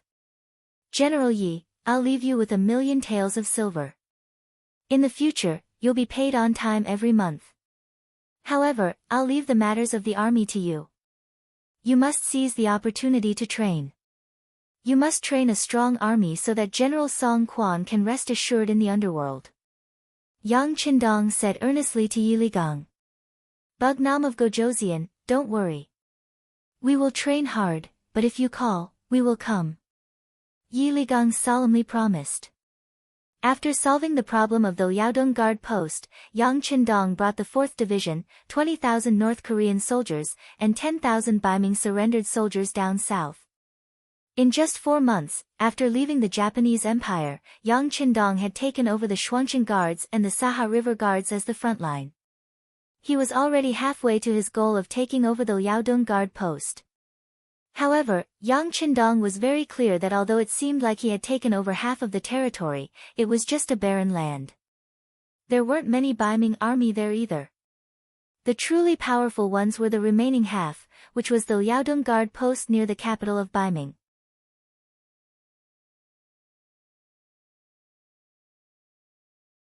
Chapter 1146. But no matter what, the initial goal had been achieved. The new supply line had been opened. He had already sent a telegram to order the Korean province to transport the various supplies that had been hoarded over the past few days by sea. Once the supplies arrived at Shur City on the grasslands, it would be even more difficult for anyone to deal with them. When the news of the supply line being opened reached the northern Ming dynasty's court, Zhu Qiyu, the acting patriarch, was truly anxious. Destroying Yang Qindong's arrangements in the grasslands and even uprooting them was what he had been doing for the past year. If he failed to do so, not only would he have wasted more than a year, but it would also greatly affect the morale of the army. Zhu Qiyu definitely did not want to see such a thing happen. Although he was not fully prepared, he still sent an order to the Baiming commander Shi Heng on the grasslands front line. He ordered the Walla army's troops, Yes Hen, to go to Shur City. No matter what, they had to solve the problem before the 5-star army supplies arrived. At the same time, Zhu Qiyu sent someone to quickly inform General Li Tong, who had already sent troops and was about to reach the Liaodong region. In the face of the 5-star army, they had to win and not lose, even if it was a draw. In short, they had to block the main force of the 5-star army in the Liaodong region so that they could not support Grassland City. The emperor gave orders one after another, and the situation in the Liaodong region became extremely tense. On the grasslands, the war was about to break out, and the situation was even more grim. With Su Yozhen's insider, the news about Zhu Qiyu's plan to attack Shur City was quickly sent over via telegram. After the new army's commander, Tiger's Mane, and the mayor, Yu Mian, discussed, they immediately ordered the entire city to be under martial law and to strictly investigate the identity of the people who had recently arrived. As the person in charge of logistics, Yang Si led the soldiers to start planting mines to block the joint attack of the Baiming army and the Walla cavalry. Compared to the slow telegram, the Baiming commander Shi Heng, who had already occupied Tulu City, only received the news of the emperor's order to send troops on the 4th day. What are you doing? We'll attack immediately. Our army hasn't been fully assembled yet, and our provisions haven't arrived yet. Shi Heng looked at the imperial edict in front of him with dissatisfaction. However, when he saw Zhu Qiyu repeatedly say, urgent, at the end of the imperial edict, he knew that there were some things that he could not decide. Forget it. Send out the troops. Order the general at the vanguard to take 20,000 soldiers and leave first. We'll talk about it after we've created some momentum. Heng only did this because he wanted to complete the decree. He wanted to create some momentum to complete his task. However, what he didn't expect was that not long after the vanguard army left Talis city, they were ambushed by a new army before they even reached the beginning city. In just over half a day, the vanguard army was defeated. More than 10,000 people were killed and captured. In the end, only about 50,000 people managed to escape. After being hit in the head, Heng finally calmed down. He knew that in the face of such a powerful opponent like the 5-star army, all kinds of accidents could happen if he was a little careless. Therefore, he suppressed the urge on the imperial edict and nervously contacted Heng, asking him to send troops to cooperate. At the same time, he called back 70,000 Liaodong cavalry and made preparations to attack the beginning city. In the beginning city, the commander of the new army, Tiger's Mane, was cheering for the victory of the first battle. However, after learning about Heng's preparations from the intelligence personnel, he didn't dare to be careless. While doing the strict defense of the city, he sent a telegram to Yang Qindong and reported in detail what had happened here. Yang Qindong, who was rushing to the Twin City Guard, didn't look happy at all after seeing the telegram. Instead, his eyebrows were knitted together again. "Young master, shouldn't Tiger's Mane be happy after winning the battle?" Beta Persei, who was following beside him, noticed the change in Yang Qindong and asked with some confusion. "Yes, you should be happy after winning the battle. It's just that this first battle has been won. I'm afraid that the next battle won't be so easy." With this lesson, do you think the Baiming army will still underestimate the enemy? Yang Qindong nodded first, then looked at Beta Persei in a rhetorical manner. Beta Persei didn't know how to answer this question. He could only touch his head and chuckle. "It's okay, with Tiger's Mane there won't be any problems in the beginning city. I also believe in Tiger's Mane. There won't be any problems in the short term, but it's hard to say after a long time. So we have to speed up, we can't continue to wait. In this way, order the entire army to speed up." Yang Qindong nodded. Although Tiger's Mane had never complained, Yang Qindong could imagine that after not receiving any supplies for more than a year, even if there were some stocks before, there wouldn't be much left now. Under the order of Yang Qindong, the army once again sped up. Meanwhile, at this time, 200 li southwest of their destination, Twin Cities Guard, Northern Ming's 200,000 reinforcements had already arrived, moreover gathering together with Jian Province's left guard General Chen Do. Since Tong Long was captured with 3,000 cavalry, Chen Dula retreated into his shell like a tortoise and never came out again. Even if he could see the scattered 5-star army's cavalry scouts nearby, he still turned a blind eye to them. It wasn't until he heard that the 200,000 reinforcements sent by the emperor had arrived that he hurriedly left the city and brought some provisions and military supplies out. Speaking of which, Chen Dula and Li Tong were old acquaintances. Although they weren't very close, they could still be considered old friends. When they met again, there was no need to be polite. Perhaps they also knew that they were now grasshoppers on the same rope, and they couldn't run away from each other. "General Chen, the situation isn't good.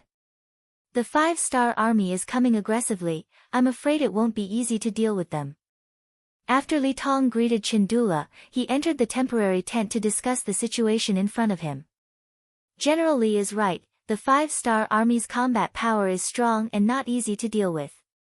To be honest, not long ago, my commander knew that Tong Long wasn't convinced, so he rushed out with 3,000 cavalry, and the result?" "The result?" Li Tong, who had been rushing, didn't know what happened to Tong Long, so he asked out of curiosity. Just as the words left his mouth, Li Tong thought of something. Looking at Chen Dula's serious and gloomy expression, he already knew the result, so he could only shake his head. "I have to say, the Bugnam of Gojoseon is really not easy to deal with." "That's right, they have the world's strongest cavalry, and at the same time, they have the world's most powerful firearms. Most importantly, they seem to have endless wealth, and until now, it's difficult to restrict them with money." When Chen Dula said this, he could only helplessly shake his head. Anyone who had one of these was already very powerful, not to mention all three. With such an opponent, even if you had a lot of troops, you wouldn't be able to gain any advantages. After hearing this, Li Tong was silent for a while, then he raised his head and said, "General Chen's words don't necessarily have to boost the morale of others and reduce our own morale." He. Chen Dula knew that Li Tong had seen the seriousness of the situation. The reason why he said this was because Li Tong was the main general, and he needed to boost his morale. That was why he said this. For this reason, he decided to give Li Tong some face and didn't expose him. Instead, he asked, "General Li, how are you going to deal with the enemy? Are you going to use these 200,000 people to attack and take back everything that you've lost?" No. Li Tong quickly shook his head. "The opponent is a cavalry team, and in terms of speed, we are no match for them. It's better to defend. Besides, the Emperor's intention is very clear. He wants us to guard here and stop Bugnam of Gojoseon from assisting the Grasslands beginning city. If we do this well, it will be a great achievement." Li Tong was very clear about his position, which made Chen Dula feel very gratified. General Li is indeed a talented commander. I deeply agree with this. You have to know that Tong Long didn't gain any advantages when he led 3,000 elite cavalry previously. Ha, great minds think alike. Li Tong laughed heartily at the sky after hearing that. Using a defensive battle to hold back Bugnam of Gojoseon's army and prevent them from assisting the beginning city. This was the plan that Li Tong had set for the 200,000 troops. If the truth was really like what he did, it could indeed give Yang Qindong a headache. Although it would definitely not be able to block it, it could play the role of stalling for time. In this way, the beginning city would be in danger. The policy was right, but in the end, it still depended on who carried it out. Just like the laws and governments issued by many countries, they were all for the purpose of the people. However, when it was really in the hands of the people, it might be completely different. Just like now, Tong Long, who they were just talking about, had now returned to the Jian province left guard and met his own people here. In the Jian province left guard, in terms of population, although the Han people were more than the Nuzanren, in terms of overall strength, especially influence, the Nuzanren was not just a little bit stronger. This might have something to do with the Nuzanren being more united than the Han people, or perhaps it was because they had lived in this area for generations, allowing them to adapt better to the environment here. In short, the Nuzanren's influence in the Jian province left guard was far greater than that of the Han people. Even the commander, Chen Do-la, had to act according to her mood. Not to mention that Chen Do-la was not in the city now. It was just a small matter of quietly entering the city, so Tong Long naturally did it. Not only did he enter the city, but he also met his father, Tong Sheng, a burly man who was taller than an ordinary person. When Tong Sheng was young, he was definitely a person who could tremble with a stomp of his feet in this area. In addition, he had the support of a group of old brothers, so he had done a lot of things. For example, the nearby caravans must pay the toll to them. Otherwise, their safety could not be guaranteed. It was also because Tong Sheng did not understand the Han culture. Otherwise, with his economic strength and influence, he would have long become a general among the Baiming generals. In the end, the things that the old man couldn't do were handed over to his son. Fortunately, Tong Long lived up to expectations. With the support of his family, he finally walked to the position of commander and became a secondary grade 3 military officer.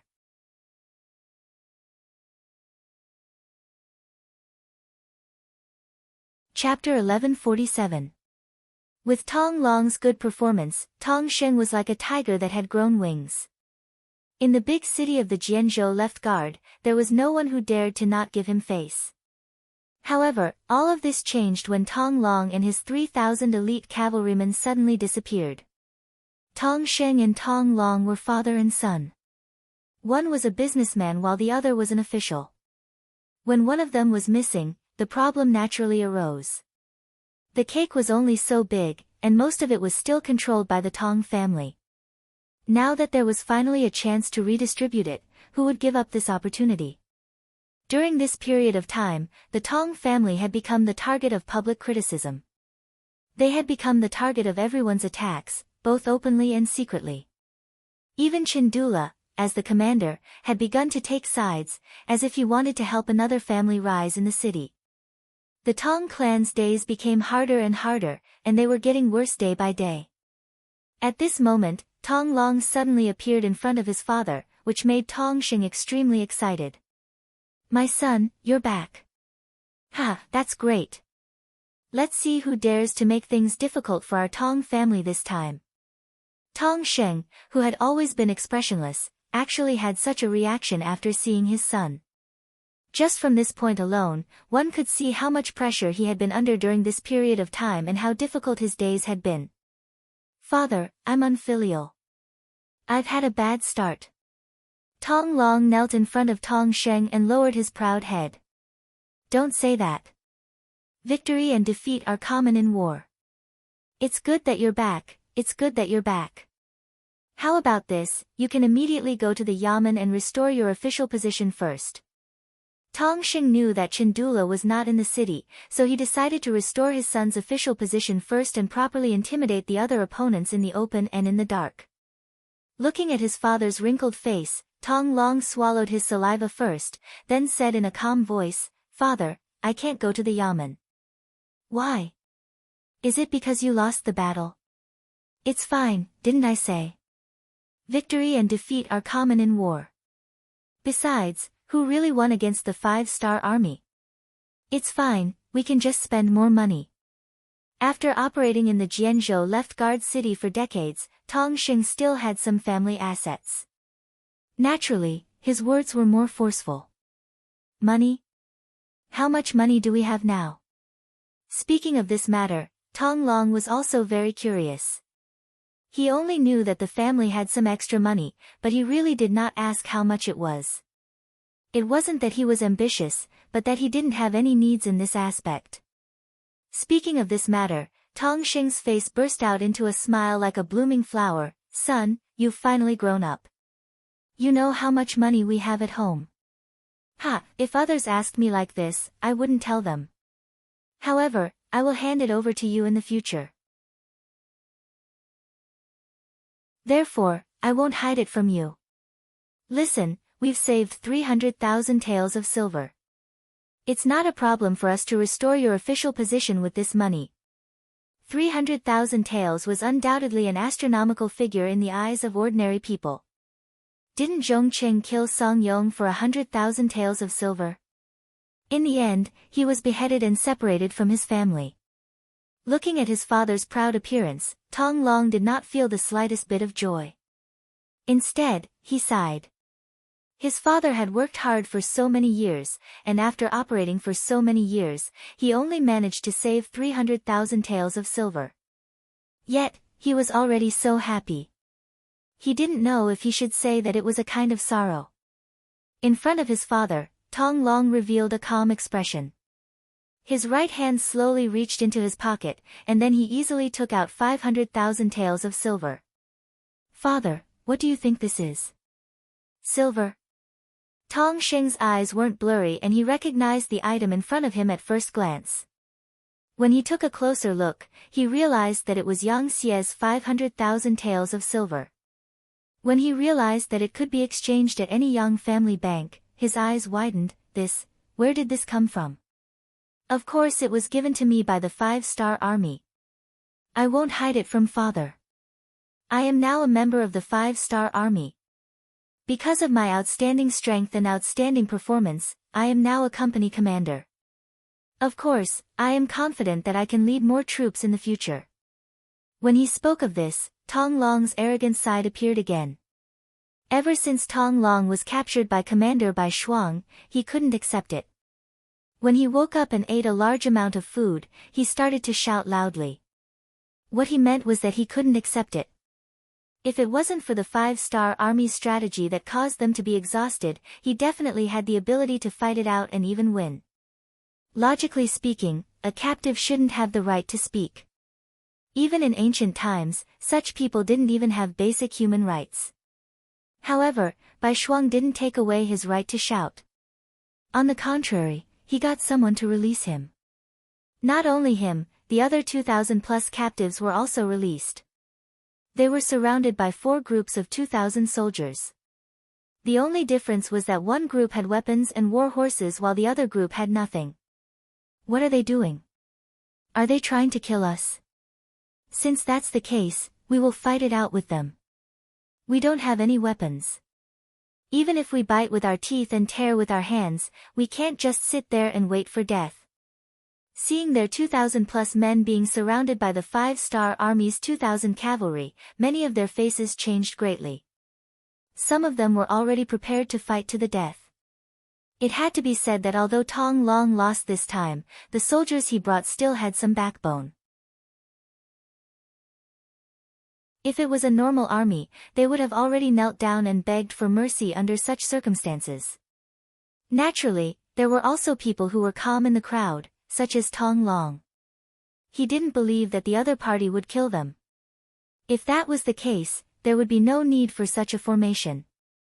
Wouldn't it be better to just kill them one by one? Releasing all of them was a kind of danger in itself. Of course, it was also a kind of attitude. He didn't believe that the 5-star army didn't even have a bit of common sense. Therefore, at this moment, he wasn't nervous at all. Instead, he squinted his eyes and looked at Bai Shuang, who was wearing a black cloak. He wanted to see what the other party was up to. Just as Tong Long expected, Bai Shuang didn't give the order to kill the captives. There were so many young men with good riding skills. Most of them were Han. If he killed them just like that, even his teacher wouldn't let him off. The reason why he had brought all these people out was because he wanted to use his powerful force to subdue them. Therefore, he opened his mouth and said, "You don't have to be afraid. We don't want to kill you. We just want to prove that we are stronger than you." Oh right, didn't someone say that they weren't convinced? Alright, we will give them a chance to show off now. No matter if it's 1-on-1 or many-on-many, we will accept it. But if you lose this time, please put down your pride. Oh right, since it's a bet, there should be some stakes. How about this, if you can win, we will let you go unconditionally. On the other hand, if you lose, you must stay and join the 5-star army. How about it? Are you serious? The moment Bai Shuang finished speaking, Tong Long was the first to ask. Of course. There are so many brothers here. How can this be a game? Plus, we always keep our words in the army. You don't have to doubt us, Bai Shuang said in an incomparably confident tone. This time, the army camp was in an uproar. This was especially true for some of the men who were confident in their strength. They had always been fearless. Now that they had a chance to prove themselves, how could they let it go? Immediately, many people began to take the initiative to sign up. They wanted to prove themselves with their own strength and also to save themselves. Bai Shuang didn't reject these people. He ordered people to bring over the war horses that were captured before. Then, he gave everyone who wanted to fight a wooden scimitar. This was originally the weapon that the 1st Cavalry Division used to train. With such a weapon, they didn't have to worry about killing people. At most, they would only suffer some minor injuries. The first to fight were the 100 captives. Their opponents were the 100 cavalry warriors of the 4th Regiment. In front of everyone, the two sides pulled apart a distance of 2 li. Then, under the shout of Bai Shuang, the temporary referee, both sides began to exert their strength and charged at each other. It had to be said that the cavalry that caught Tong Long's eye and brought out were quite strong. They charged from afar, waving their wooden scimitars and doing all kinds of difficult tricks on the horses. Loud battle cries came from their mouths. Their imposing manner was extraordinary. In comparison, the 100 soldiers of the 4th Regiment seemed to be weaker. They didn't shout or shout. Instead, they kept moving forward in silence. As they moved forward, they kept changing their formation. The 100 people quickly formed a formation of 5 tip of the arrow. Then, they collided with the 100 captives in a way that could pierce through their hearts. One chopstick was easily broken. 10 chopsticks couldn't be broken. When the two sides began to collide, the tip of the arrow array displayed its unique and powerful strength. Under the coordination of each other, the soldiers of the 4th Regiment only needed to take care of the enemies in front of them. As for their left, right, and back, there were naturally other comrades in charge of protecting them. This allowed them to maximize their attacking power. On the contrary, the captives were fighting for themselves. Those who had a good relationship with each other only cooperated in 2s and 3s. In the face of the tip of the arrow, which was a group of 20, it was no different from a mantis trying to stop a chariot. In just one exchange, 1/4 of the 100 captives fell. Then, it was time to charge again and again, entangling the enemy. Soon, the captives realized that every time they attacked with their scimitars, they could only attack one opponent. However, there would often be multiple scimitars slashing at them. Moreover, it was continuous. One move after another, it was impossible to guard against.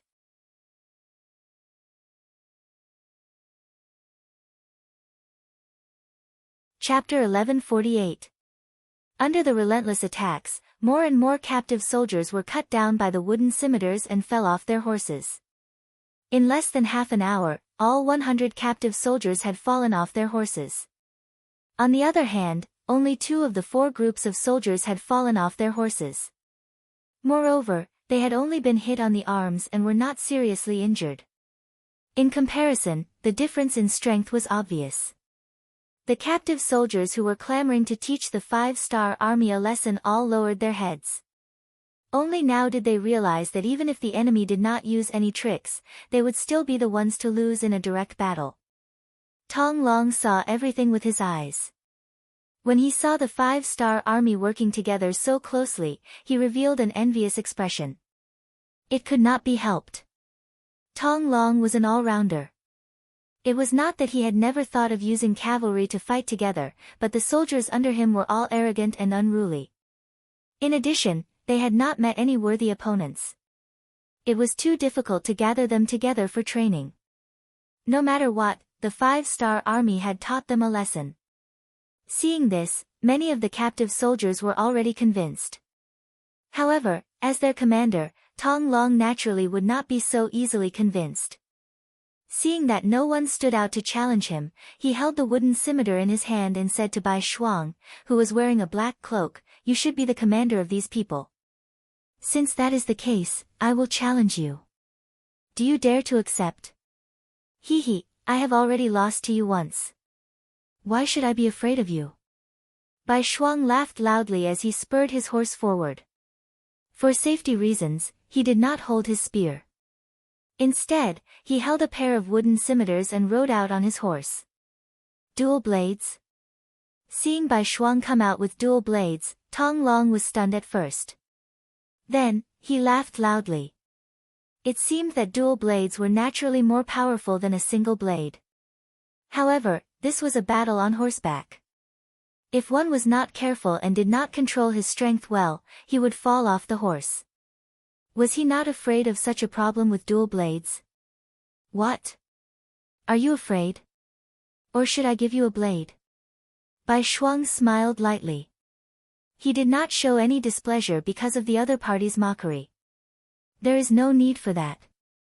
But let me remind you, with dual blades in hand, you won't have the chance to control your warhorse. I'm very strong, so don't blame me if I knock you off your horse." Tong Long had never used dual blades before, so he naturally wouldn't do that. However, for the sake of a fair battle, he could not help but remind White Shuang. Little did he know that in order to become a soldier of the 1st Cavalry Division, the first thing one needed to do was to learn how to use dual blades. Without this ability, one would never be able to enter the division.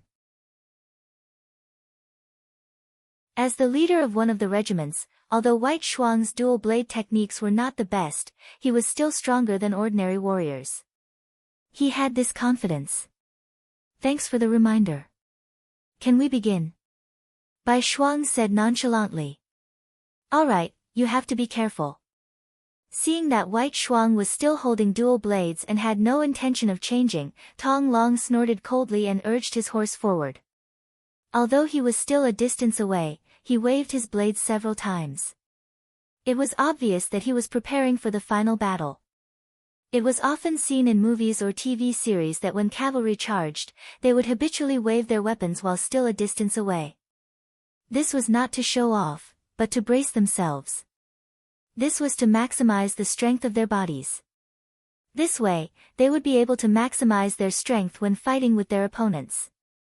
Like Tong Long, White Shuang had already raised his dual blades and shouted loudly. He did not have any intention of underestimating Tong Long. This was also Yang Qindong's request for them. Even when facing the weakest opponent, they had to give their all. Only then would they be able to remain undefeated. The wind and the crane were jittery. At this moment, even the wind seemed to have stopped. It was just watching the battle between the two warriors, waiting for the result of the battle. Dang, dang, dang. The distance of 2 li was covered in the blink of an eye. Soon, the two of them collided. Then, the sound of weapons clashing rang out. Every time there was a loud bang, the two of them would involuntarily move. They were releasing all the power that the other party had imbued into their bodies through their weapons. Although they were holding wooden scimitars, the two of them were playing with them as if they were made of iron. In a short period of time, the two of them had exchanged no less than 20 rounds, and there was still no clear winner. Tong Long was indeed a fierce general.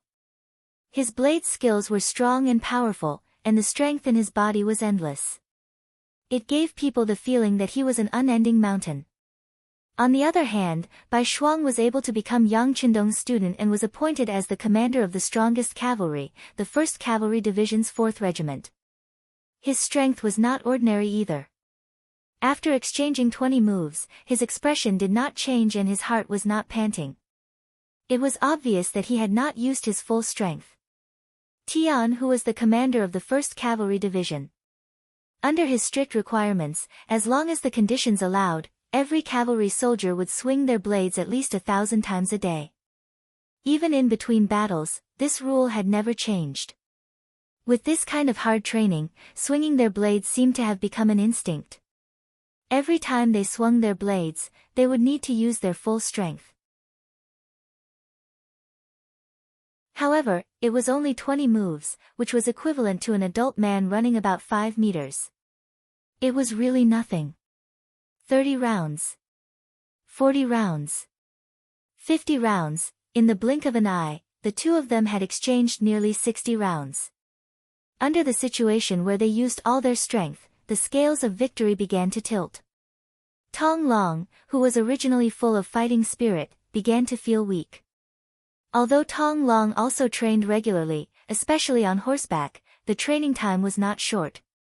However, compared to Bai Shuang's training time, it was still a little short. The main difference was that they lacked a training atmosphere. For example, why did many outstanding soldiers' physical fitness begin to decline after they retired from the army? Even if they did not exercise when they returned home, why was it the same? Speaking of this, it had to be the environment, which was the element of atmosphere. When they were in the army, they had many comrades to accompany them. While they were chasing each other and could not slack off, training also became a kind of work and interest. However, when they were alone, it was completely different. Without a comparison, they might involuntarily want to rest for a while when they were tired. As time passed, naturally, the gap between them would become bigger and bigger. It was precisely because Tong Long did not have such a good environment that he could match Bai Shuang in a short period of time. However, as time passed, the disadvantage became more and more obvious. This was especially so after 50 rounds when White Shuang used 2 swords. Under the continuous attacks, he could only defend himself and could not attack. When all the soldiers who were watching saw this, they could basically see the outcome of the battle. Some of the captives who had placed their hopes on General Tong Long had no choice but to lower their heads. Even the strongest person on their side was not a match for the other party. How could they fight this battle? Sure enough, it was as everyone expected. In the 65th round, Tong Long, who had been bitterly defending, finally revealed a flaw. Because his blade was not fast enough, the hole in his chest was wide open. Using this opportunity, Bai Shuang chopped down and hit him in the chest. If Bai Shuang had not held back, just this attack alone would not have taken his life, but at least a few of his ribs would have been broken. With a plop, Tong Long finally fell off his horse. When he fell to the ground, he was still panting heavily. It could be felt that the battle just now had exhausted him. Swoosh! A wooden blade accurately pressed 30 centimeters in front of Tong Long's throat. Then, Bai Shuang's voice sounded, "You lost." "Yes, I lost. I am willing to repay my loss. I want to join your 5-star army." "I don't know if that is possible." Tong Long did not have the dispirited appearance of a loser. On the contrary, although he was still panting heavily and his chest was heaving up and down, his eyes were shining brightly. Clearly, he felt that he had found the direction of his life. Seeing that Tong Long was not discouraged after being defeated, Bai Shuang chuckled and sheathed his saber. "Of course, the 5-star army welcomes anyone with insight and ability to join. I think we will be comrades in the future." Bai Shuang had accepted Tong Long, and this made the other captives see hope as well. Immediately, there were many who wanted to join the 5-star army, and the seemingly dangerous competition ended with a unanimous decision. Because of this, the 5-star army had an additional 2,000 cavalrymen. Among them, there were at least 1,000 of them who were elites. What they lacked was the corresponding training. Once they understood how to cooperate in battle, there was no doubt that they would be a strong army. Just like that, Tong Long joined the 5-star army. He was even appointed as a company commander by Bai Shuang. He led 100 elite cavalrymen under him. This time, he was the one who requested to return to the Jian province left guard. He wanted to perform meritorious deeds. A company commander was not enough to satisfy him. He wanted to take over the Jian province left guard and give it to Bugnam of Gojoseon as a gift. After seriously listening to his son's story, Tong Xing really did not know what to say at this moment. Although he had seen the problems of corruption in the Great Ming Dynasty and the bitter lives of the people, the Great Ming Dynasty was still the Great Ming Dynasty. They had a population of 60 million and an army of millions. Such a huge force would undoubtedly be the best target to rely on. But now, his son had chosen Bugnam of Gojoseon, who was the enemy of the Great Ming Dynasty. It was simply unrealistic and impossible for him to immediately express his support. Tong Xing stood there for a long time without saying anything. Tong Long guessed his father's thoughts and knew that there were some things that needed to be said. This was because without his father's support, his plan could not be completed. He immediately said, "Father, you know about the Japanese Empire, right? Now, he has completely submitted to Bugnam of Gojoseon. In the future, there will be no Japanese Empire. There will only be the Japanese province. It will become a part of Bugnam of Gojoseon's territory." "Father, I'm afraid you still don't know. Bugnam of Gojoseon has already taken over Terran City. Among them, Commander Song Quan committed suicide, Commander Tongji Zhongcheng was killed, and Commander Yi Ligang became a general in the 5-star army. Bugnam of Gojoseon has already given the order to change the Liaodong region into the 3 eastern provinces. Yi Ligang has also become the first general of the 3 eastern provinces.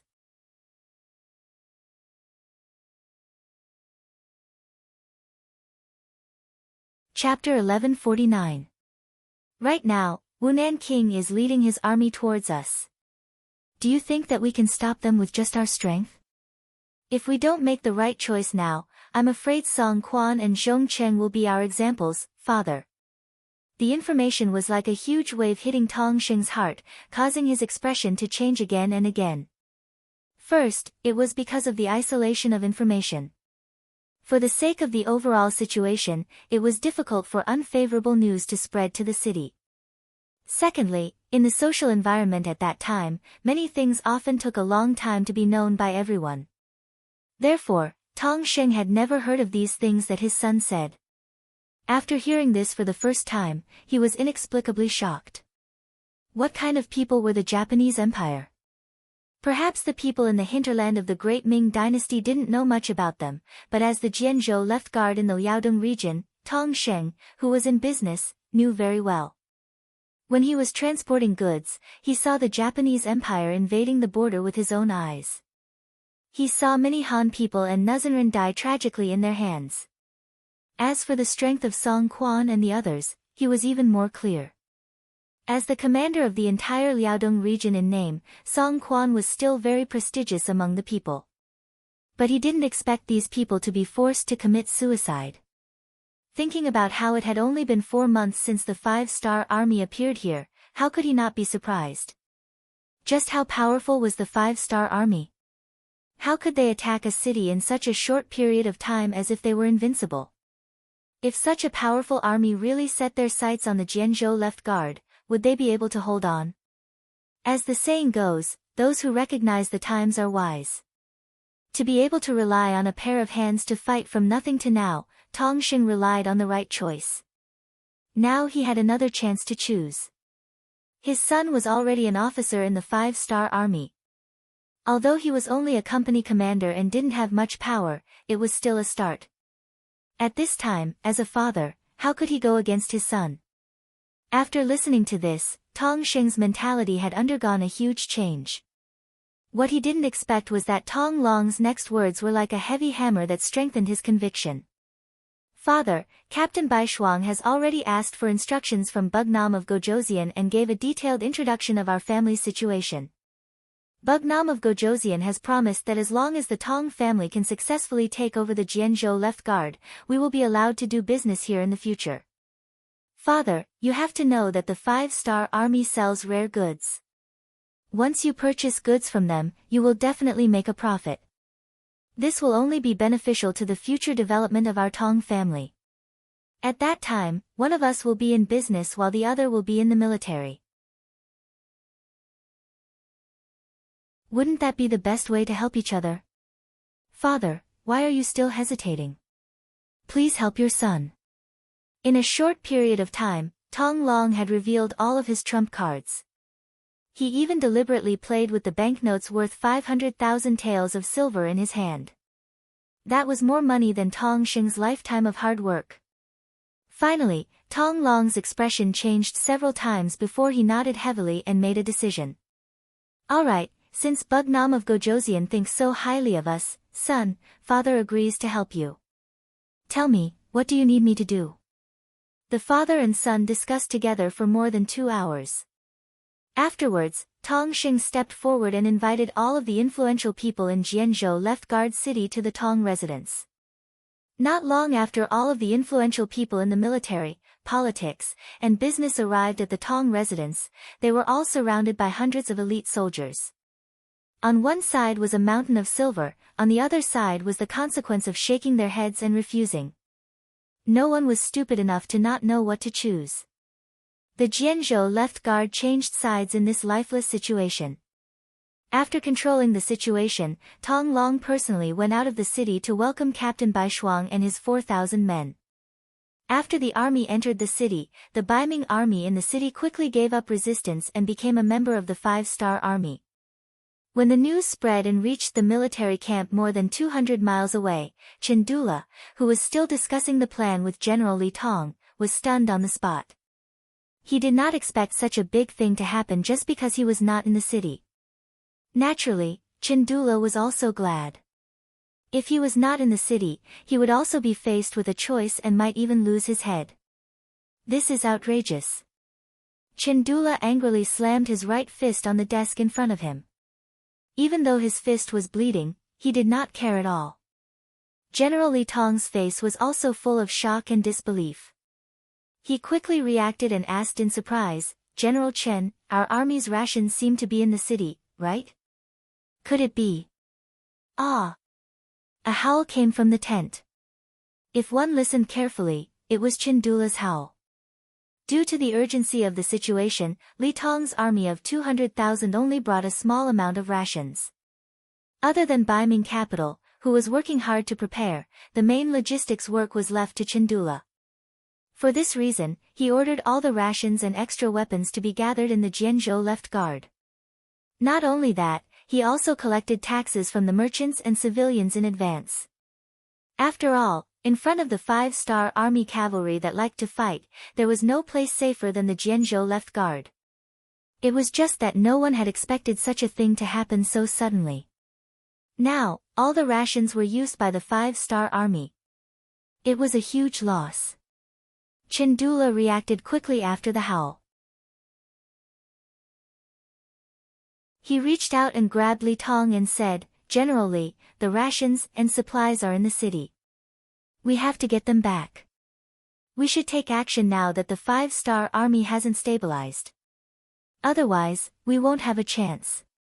Li Tong naturally knew the importance of the rations. If they couldn't get them back, his army of 200,000 would only have 5 days of rations.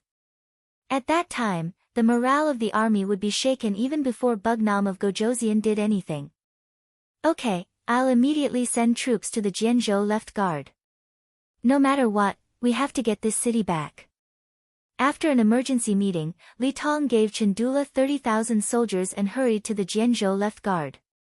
Li Tong followed behind with the remaining 100,000 soldiers. No matter what, they had to get the Jianzhou left guard back. They also had to get the rations and supplies back in their hands. In the Jianzhou left guard city, Commander Bai Shuang sat at the head of the table.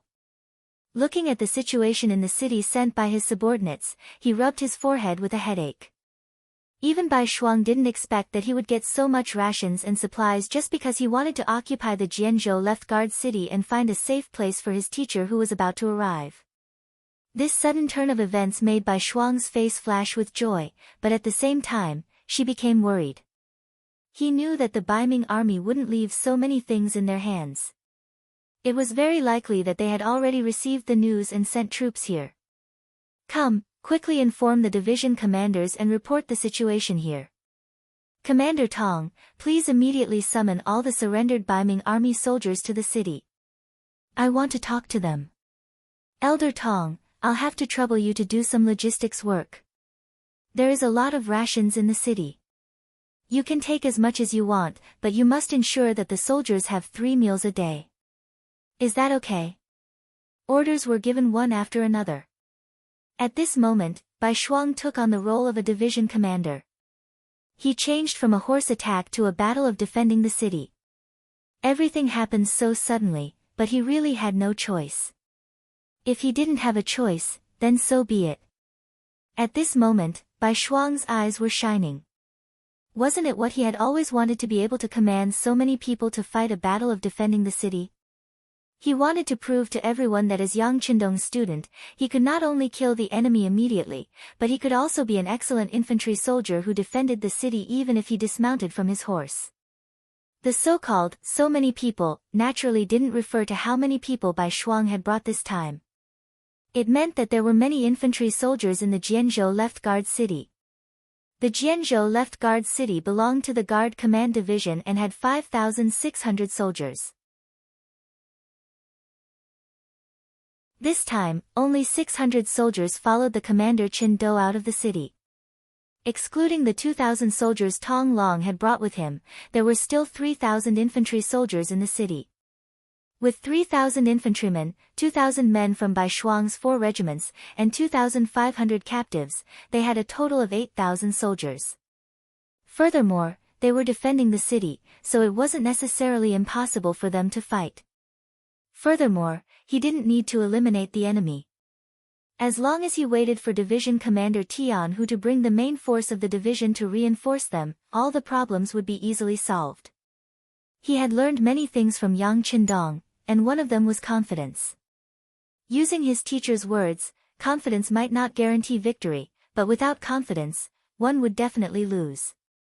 After arranging everything, Bai Shuang felt that it was about time. He led the 5-star army out of the residence and arrived at the city gates.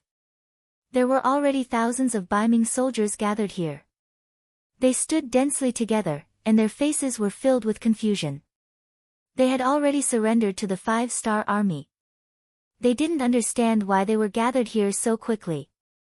Considering that everyone's weapons had been confiscated, some people were worried. They were afraid that the 5-star army would suddenly turn hostile. If that was the case, then wouldn't they be at the mercy of others? As such, many people turned their gaze to General Tong Long, who was commanding the troops. From their point of view, he should be one of them, so he wouldn't be too ruthless. Not long after, Bai Shuang led a group of elite cavalry and arrived at the city gates. He only took a quick glance before walking up the city gate tower. When he could see everything below, he stopped and raised his right hand. Following this action, the 3,000 Baiming army below the city gate tower became very quiet. Seeing that everyone was so obedient, a smile flashed across Bai Shuang's face. He then looked into the distance and saw that Tong Sheng had already gathered many civilians to watch. On the other side, large pots had been set up, and pieces of delicious fatty meat were thrown into the pots.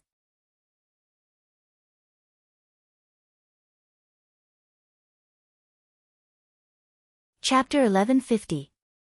Now that everything was ready, Bai Shuang's voice came down from the city gate tower.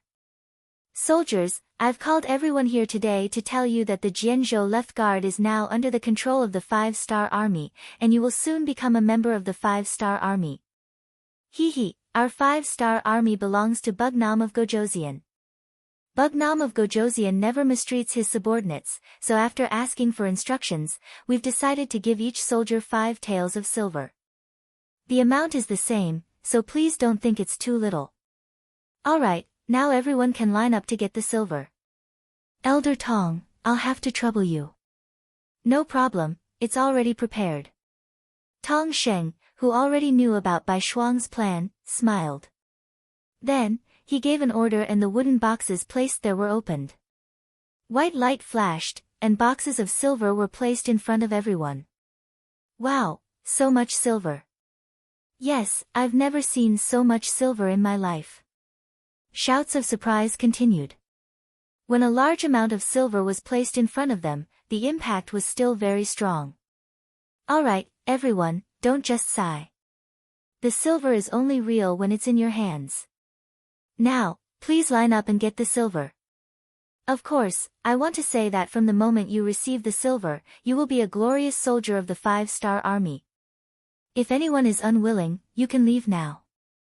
I promise that no one will make things difficult for you. Bai Shuang seemed to be talking about a very ordinary matter. But these words were not the case in the ears of the soldiers. What a joke, who would refuse money? As for whether they were in the 5-star army or the Baiming army, what difference did it make? As long as they were given money and treated well, they would listen to them and work for them. Most of the soldiers of the Great Ming dynasty were formed from military families. In other words, their fathers were military families, and most of their sons would become soldiers when they grew up. This was originally set by the Great Ming dynasty's Emperor Taizu because he was afraid that there would be no soldiers to recruit. Therefore, after a long period of habit, these people had already accepted the fact that they had to be paid as soldiers. As for whether or not they would go to war after becoming soldiers, and who they would fight against, that was not something they could consider or choose. Usually, the soldiers of the Baiming army were only paid 2 taels of silver a month. Even so, there were times when they couldn't even get paid. Now that each person could receive 5 taels of silver in cash, no one would refuse such a good deal. Bai Shuang looked around and saw that none of the 3,000 people left on their own accord. They all obediently lined up to receive their silver. 3,000 people, 5 taels per person. That would be 15,000 taels of silver. This amount of money was really nothing to Bai Shuang. In his opinion, it was worth it to pay such a small price to defend the city. Even if his teacher knew about this matter, he would only praise him for being capable. There were a total of 10 teams, and everything was over in less than an hour. When Bai Shuang saw that all the soldiers had smiles on their faces with the silver in their hands, he continued, "Congratulations, everyone. You are now a member of the 5-star army. I just want to say that there will be many more good things like this in the future. As long as you work hard on the battlefield, you will receive more than this. Everyone, are you happy?" Happy. The soldiers who had just received their silver naturally stood in front of Bai Shuang and replied loudly. Very good. Bai Shuang saw that everyone had fallen into his trap, so he laughed and said, "Soldiers of the 5-star army, to tell you the truth, the Baiming army will soon arrive at the city. They will most likely prepare to attack the city. In other words, your opportunity to perform has arrived." "What? Are we really going to fight?" "Yes, or are we going to fight the Baiming army?" We are the Baiming army, aren't we?" "Baiming army my ass. We are now captives of the 5-star army." "Captives, do you understand? We have no choice but to fight for power." "What? Now that we have received our silver, we are no longer captives. We are now members of the 5-star army." Because of this sentence, the soldiers below began to discuss. In the end, Bai Shuang raised his right hand and calmed the crowd down. "Soldiers, I know that you may have some thoughts. But what I want to say is that you have already surrendered to the 5-star army. It doesn't matter if you did it willingly or not, but it is the truth. At least, the Baiming army outside the city will think this way. Once the city is breached, it will be the time of your death. I don't think anyone will be merciful to soldiers who have surrendered to the enemy. Therefore, the next battle will be fought for your own sake." Seeing how certain Bai Shuang was, some soldiers who didn't want to die opened their mouths and said, We were only forced." "Is that so?" Bai Shuang had already expected this result. He smiled and said, "But when you took the silver, you were very proactive. Everyone in the city saw it." Indeed, Bai Shuang didn't force anyone. When they took the silver, they all did it willingly. They were all very excited and happy. After he finished speaking, some of the Baiming soldiers who wanted to argue shut their mouths.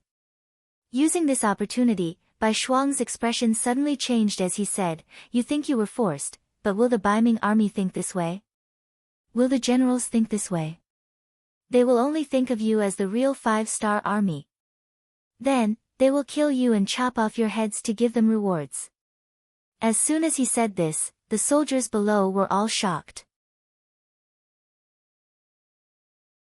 Baiming rewarded soldiers based on military merits, and military merits were closely related to the enemy's head. When that time came, no one would be able to tell whether they were the 5-star army or the Baiming army. Seeing that everyone was silent, Bai Shuang smiled in his heart. He knew that his plan had succeeded. He had given them the stick, and now it was time to give them the carrot. He immediately said in a loud voice, "Soldiers, whether you are willing or not, the truth can't be changed. Since we are all going to war, why not help the 5-star army? You should know that what we are giving you is much more than what the Baiming army gave you. Everyone can turn around and look. On your left, there is a burning cauldron. There is a lot of delicious food inside, and everyone can eat until they are full. On your right, there are countless boxes that haven't been opened yet. There is an uncountable amount of silver inside. As long as you achieve military merits on the battlefield, you can immediately come and collect it. These are things that the Baiming army can't give you. What is there to hesitate about? A person's life was nothing more than wearing clothes and eating food. Those who joined the military only wanted to live a better life and rely on their own efforts to obtain more glory. Now that Bai Shuang had given them all, there was nothing to worry about. Many soldiers were shocked by what they saw. Even if they worked hard for the Baiming army, they wouldn't be able to eat their fill. Sometimes, they wouldn't even get paid on time. But now, not only could they eat their fill, but they also had enough meat. If they obtained military merits, they would be directly rewarded with silver. Under these conditions, it was very easy for them to make a choice. While most of the people were already tempted, there were still a small number of people who were hesitating. One of them shouted loudly in the crowd, "General, how can you guarantee that we will be given money if we make military contributions?" Bai Shuang didn't answer this question. With his status, it was useless to say anything. Thus, he looked at Tong Long, who was already a company commander. "I can answer this question. I can guarantee it on behalf of the Tong family." Tong Long spoke up in a timely manner. With his influence, no one doubted his words. Thus, no one objected. Instead, everyone started arguing about who would be the first to defend the city. To be honest, everyone was afraid of death. But from the day they became soldiers, they no longer had a choice. All they wanted was to obtain the treatment they deserved after obtaining military merits. Now, the opportunity was right in front of them. Bai Shuang also said that no matter who died in battle, the 5-star army would give their family 20 taels of silver. Based on this, why wouldn't they fight with their lives on the line? If they died, they could leave something for their family. If they didn't die, they would have a boundless future. This was something they didn't even dare to think about in the past.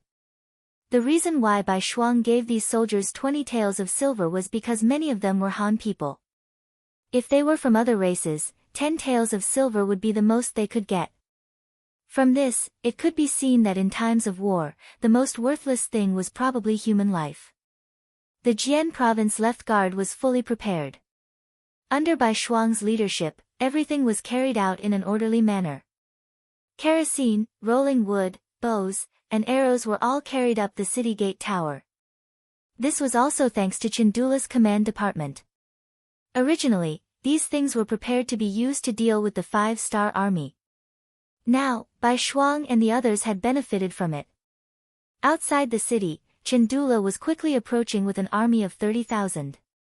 Obviously, this command department wanted to use the time difference to catch the Jian province left guard off guard and take back everything they had lost. However, when he arrived at the city gate tower and saw that the colorful 5-star flag had already been placed on the city gate tower, and his former soldiers were all ready for battle, he had a very bad feeling in his heart. The other party was already prepared.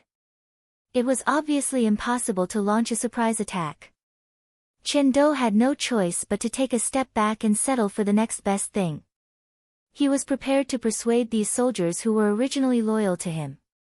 If they were willing to pledge allegiance to him again, it would be very easy to take down the Jianzhou left guard by cooperating from the inside and outside. Riding a warhorse, under the protection of a dozen bodyguards, Chandula arrived at the city gate tower. He raised his head and looked at his former soldiers standing majestically on the battlements. He shouted loudly, "Soldiers, I am Chandula. I am your commander. Now, I order you to open the city gate."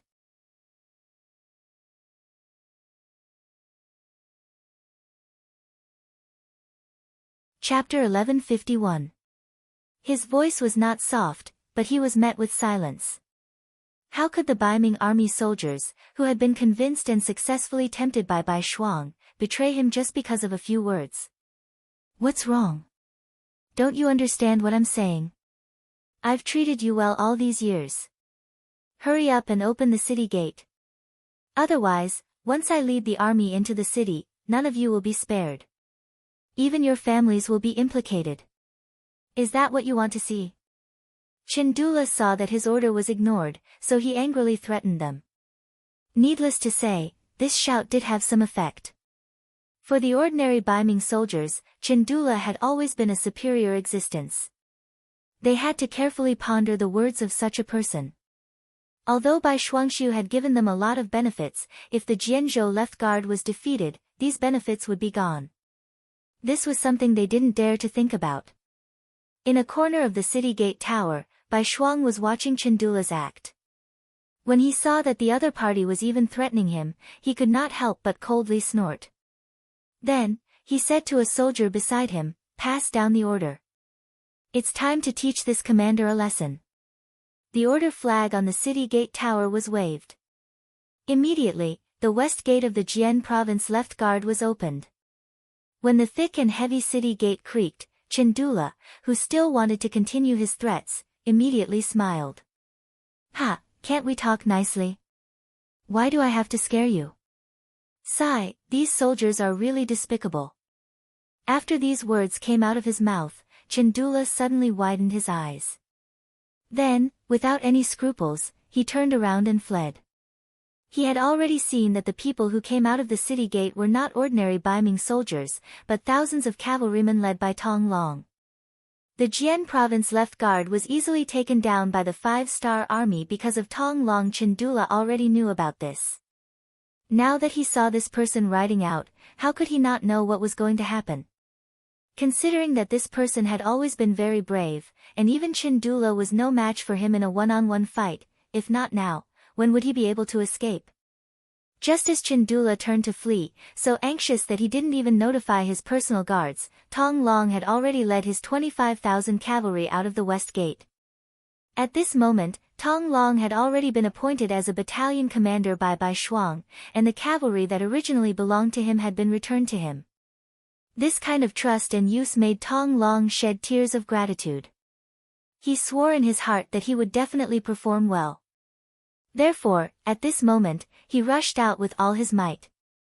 If Chandula had not seen the situation and fled quickly, he might have really been left behind by him. Although Chandula managed to escape, it was a pity that he only brought a dozen men with him. Apart from 2 of them who managed to escape quickly, the rest of them were all captured. One of them even tried to hold Tong Long back by relying on his martial strength, but was beheaded with a single slash. His goal was not to scare Chandula away. Using this opportunity to leave the city, Tong Long led his 2,500 cavalry and charged straight at the 30,000 Baiming army that were completely unprepared. This was not going according to the script at all. The 30,000 Baiming army were also confused. They were supposed to be the ones attacking, but now, they were the ones being attacked. Since they were completely unprepared, and the 30,000 infantrymen that came were all infantrymen, Tong Long destroyed their first line of defense in just one exchange. If it wasn't for the fact that the 30,000 men were so crowded that they couldn't retreat even if they wanted to, they might have been directly scattered. On the city gate tower, Bai Shuang saw everything. When he saw that the 30,000 Baiming infantrymen were actually so weak, his eyes couldn't help but light up. Originally, he thought that since the enemy had so many people, he should focus on defense. He never thought that an opportunity would appear in front of him. How could he be polite? He immediately led his men down the city gate tower, and then led the 2,005-star army cavalry that were already prepared for battle and charged out of the city. Originally, Tong Long was prepared to take advantage of the situation and leave. However, he didn't receive the signal to retreat. Then, he saw Bai Shuang leading his army and charging out. At this moment, if he still didn't know what to do, then he would have led his troops in vain. Brothers, continue to attack. Commander Bai is here to support us. Tong Long shouted as he continued to urge his horse to attack. He did his best to maintain the momentum of the charge and not give the Baiming army a chance to counterattack and regain their morale. In less than half an incense stick's worth of time, Bai Shuang led his 2,000 men from the 1st Cavalry Division over. If Tong Long and his men's attack was like a light rain and a level 4 wind, then their appearance was like a rainstorm and a level 7 wind. They unsheathed their swords and slashed out more than 10 times in a short period of time. Especially with the help of the array formation at the tip of the arrows, they quickly pierced through the defense of the northern Ming army. When the second layer of the human wall was also broken down, and before the third layer of the human wall was completely built, they began to kill. Even though Yang Qindong had said before that if possible, they should try not to kill the Han soldiers. However, this was a matter of life and death, and they couldn't care less. In this battle of life and death, the 2,000 cavalry of the No. 1 Cavalry Division fully displayed their bravery, and what it meant to be unstoppable. Under the storm-like attacks, the formation attacks were like arrows piercing through the air. One by one, the Baiming army soldiers were cut down to the ground, and the soldiers who wanted to establish a defensive line were sent flying by the charge of their warhorses. As their morale continued to soar, the advantage of the 5,000 cavalry became greater and greater, and the morale of the Baiming army began to waver. No one knew who was the first to turn and flee, but it caused a chain reaction that caused the entire army to collapse. The 30,000 Baiming army did not even have a chance to stand firm before they were defeated. Riding on his warhorse, Chandula still had a look of lingering fear on his face. Seeing that the situation was over, he knew that there was no way to turn the situation around. He could only hatefully turn and leave. Since their general had left, how could the soldiers under him continue to risk their lives? It was really death, escape, death, and injury. The 30,000 soldiers left behind a ground full of corpses and captives, and in the end, only 10,000 managed to escape. With 4,500 cavalry, not only had they defeated the 30,000 Baiming army, they had also killed 5,000 and captured 15,000. This kind of accomplishment caused the surrendered Baiming army soldiers to be dumbfounded. In the past, they had been talking about how powerful the 5-star army was. This time, they had really opened their eyes. The capture of captives and the cleaning of the battlefield continued until nighttime. Even so, it was still not completely cleaned up. Considering that there was no one in Jianzhou's Suowei city who belonged to him, Bai Shuang still brought his men back to the city. Seeing their return, everyone looked at them with respect. When Bai Shuang saw Tong Sheng at the city gate leading the people to welcome him, he first laughed and then said, "Everyone has worked hard in this battle. In a while, we will reward you according to your contributions. Don't worry, even the soldiers who defended the city will be rewarded. By the way, the battlefield outside the city has not been cleaned up yet. If there are any people who want to help, you can go now. Don't worry, you only need to hand over 80% of the things you picked up. The remaining 20% is yours." What? Is this true? The people who were originally lining the streets to welcome them were shocked when they heard this. They were not here to support the 5-star army. Although they had won the battle and protected Jianzhou's Suowei city, in the eyes of most people, even if Chandula took back this place, they would not be too surprised or flustered. After all, they were just ordinary people. To them, it did not matter who the emperor was. The reason why they came here was because Tong Sheng promised to share the meat soup that the soldiers drank. This was the real benefit. But now, they suddenly heard that they could also get benefits. Moreover, they could get 20% of whatever they took. This was something that they had never thought of before. That's right. Our 5-star army will definitely keep our word. I just want to remind everyone that the things you took must be handed over to the government. Once someone is found to have embezzled, it will be a crime.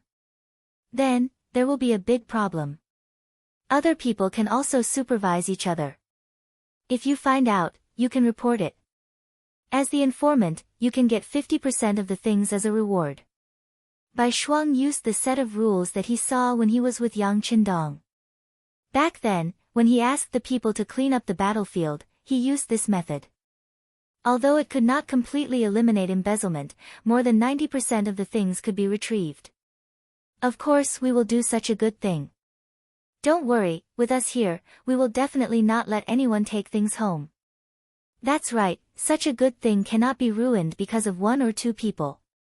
We have to be conscious and supervise each other. These words quickly attracted the support of the people. After that, there was no welcoming ceremony. Even though the sky was already dark, there were still many commoners who left the city with torches and ran towards the battlefield outside the city. There was a lot of wealth waiting for them there.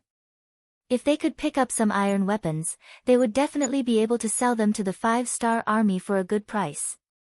When most of the people had left, Tong Sheng came to Bai Shuang with a worried face. "Commander Bai, are we really going to let the people help? Once they have money, will they listen to our orders? Just like just now, if it wasn't for the meat soup, I'm afraid that they wouldn't have come out to welcome the victorious army." Tong Sheng's thinking had become a common problem among the people in power. They didn't want the people to be so poor that they couldn't even afford to eat, but they also didn't want them to be so rich that they wouldn't listen to their orders.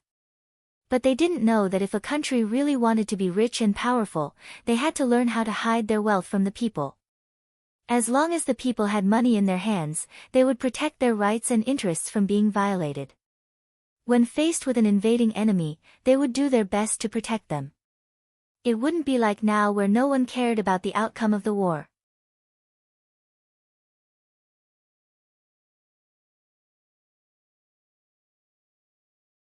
Chapter 1152. These words were said by Yang Qindong, so Bai Shuang naturally believed them without a doubt.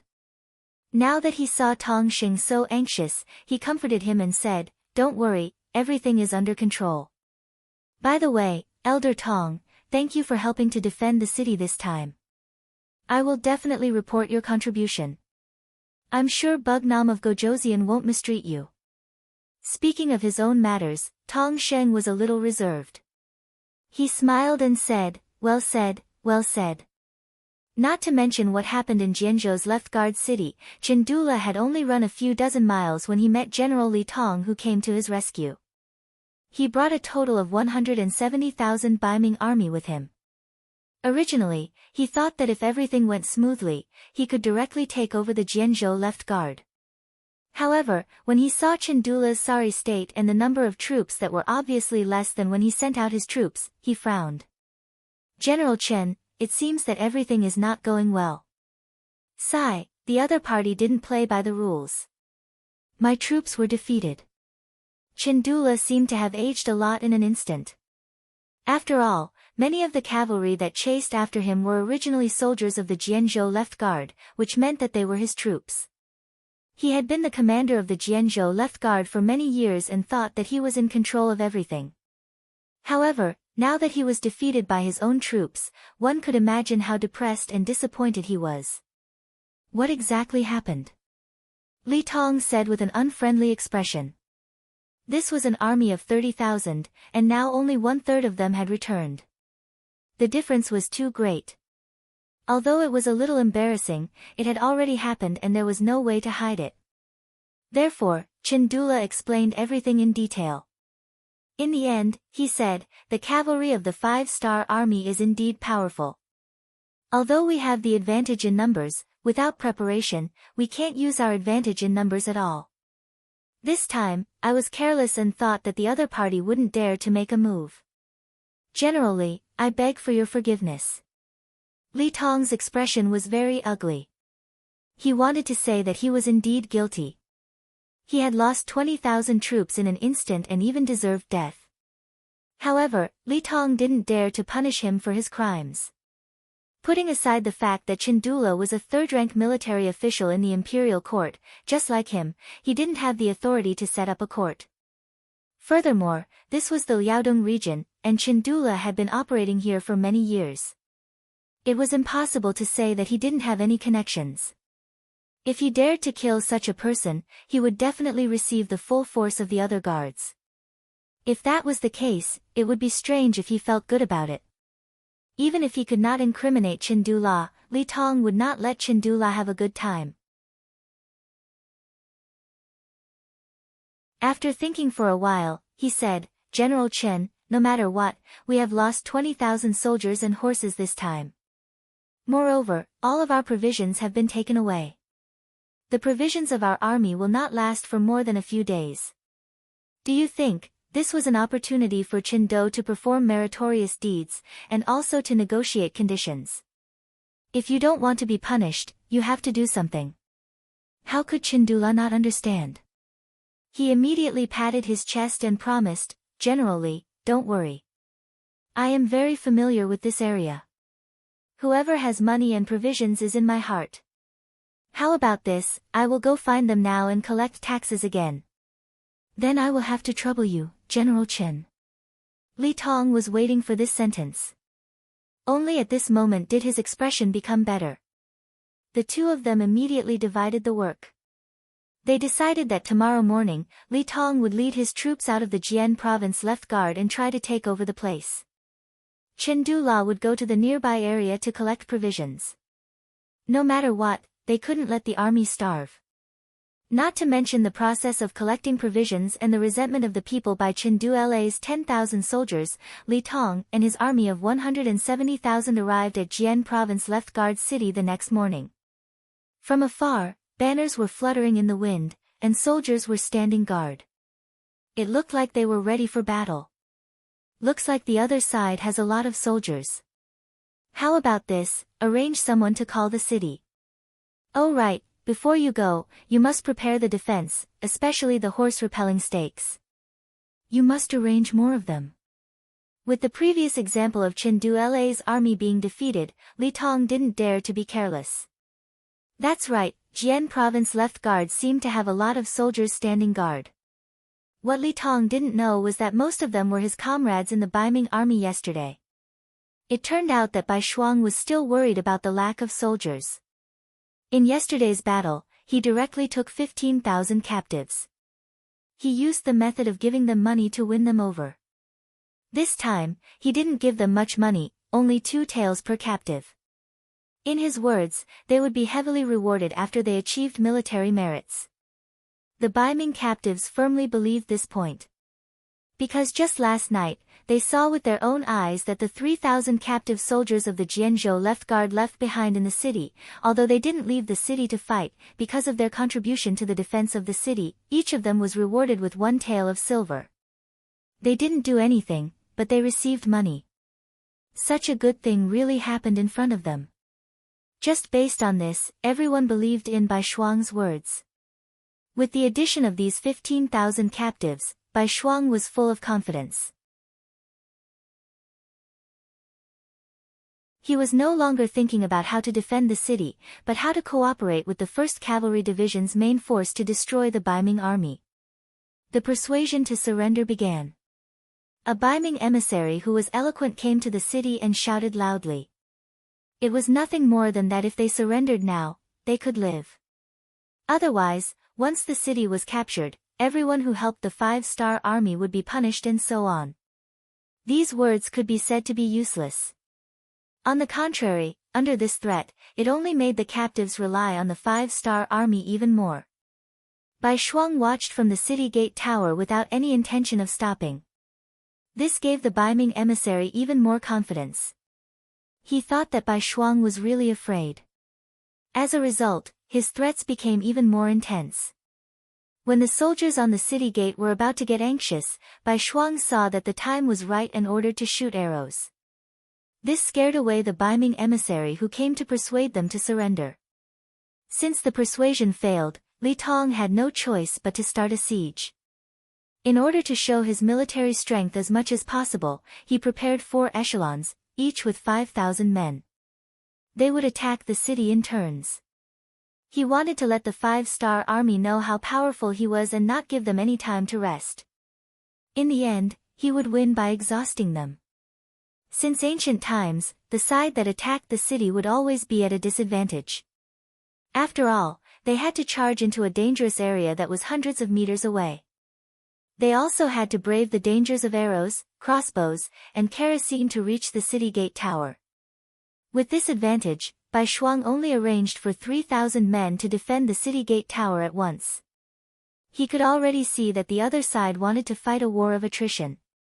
Since that was the case, he would play with them. The battle began in the afternoon. Using the ladders that had been prepared beforehand, the Northern Ming army launched a frenzied attack on the city. Below the city walls were densely packed soldiers who were charging forward.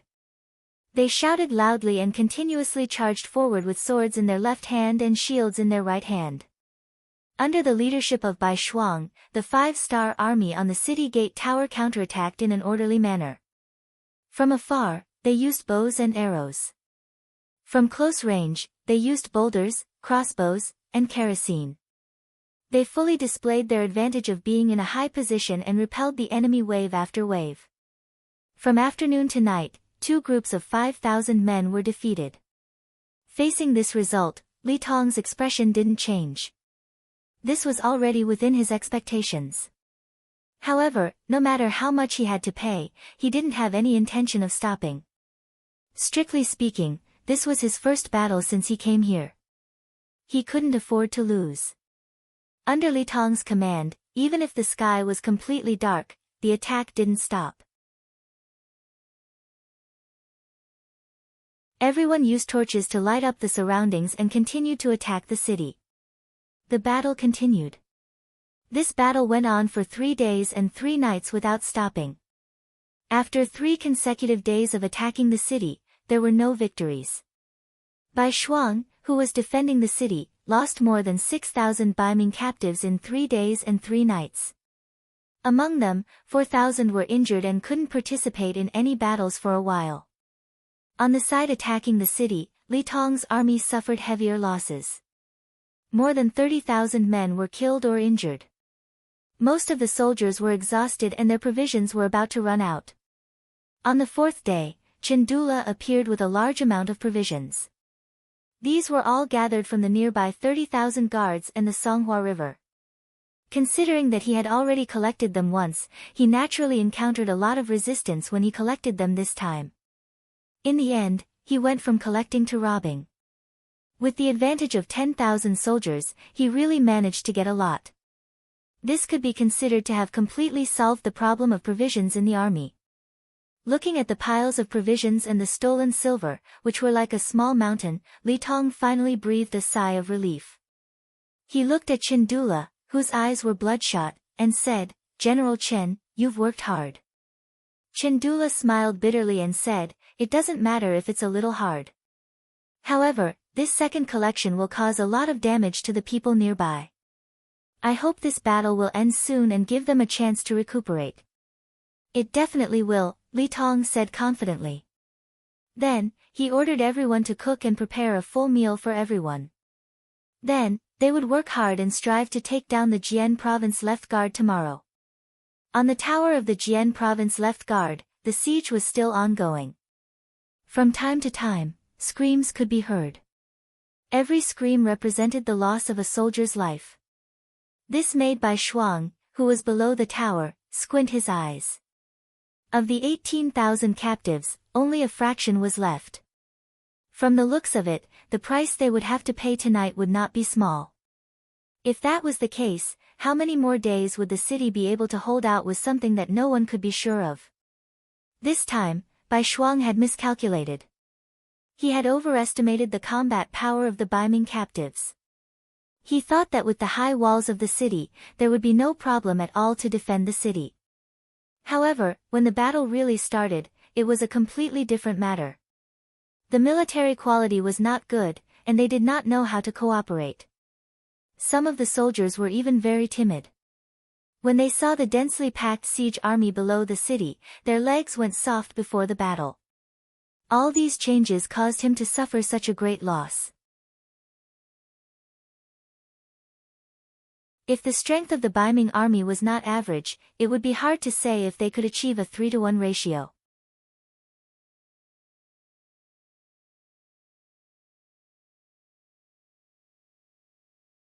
Chapter 1153. After 3 days and 3 nights, they had lost more than half of their forces. If this continued, they would probably lose the city in another 3 days and 3 nights. "Commander, why don't we kill our way out? With the advantage of our cavalry, we should be able to catch them off guard and reduce the pressure on the city." Ever since Tong Long had been promoted to battalion commander, his heart was filled with the desire to perform meritorious deeds. He had noticed that Bai Shuang's black cloak, which represented his status as a regiment commander, was very eye-catching. If he wanted to gain merit, he could only perform well on the battlefield. Fighting outside the city was undoubtedly the best opportunity. How could Bai Shuang not know that a cavalry attack could turn the tide of the battle? However, he did not think that the Baiming army, who had suffered a loss once, would be unprepared. Although he could not see anything from the tower, he had a feeling, or perhaps his sixth sense, that the Baiming army was waiting for their cavalry to leave the city. "Battalion Commander Tong, there is no need to rush. Before we know the enemy's background, any action outside the city is a risk. Unless it is absolutely necessary, we will not take the risk." Considering that there was no evidence, Bai Shuang did not say it clearly. However, when Tong Long heard these words, his face was filled with displeasure. "Commander Bai, you can't be afraid, right? If that is the case, then hand over my 2,500 cavalry and I will go out to fight." "Impudent." Bai Shuang suddenly let out a cold snort, and the aura of his entire body was released, shocking Tong Long on the spot. All along, Bai Shuang had given him the impression that he was very refined, even when he was killing enemies on the battlefield. Perhaps this had something to do with the fact that he had learned from Yang Chendong, but this did not mean that he did not have a temper. When people were chatting in private, they could talk about anything. However, when it came to a battle, when it involved the lives of tens of thousands of people, he could not be careless.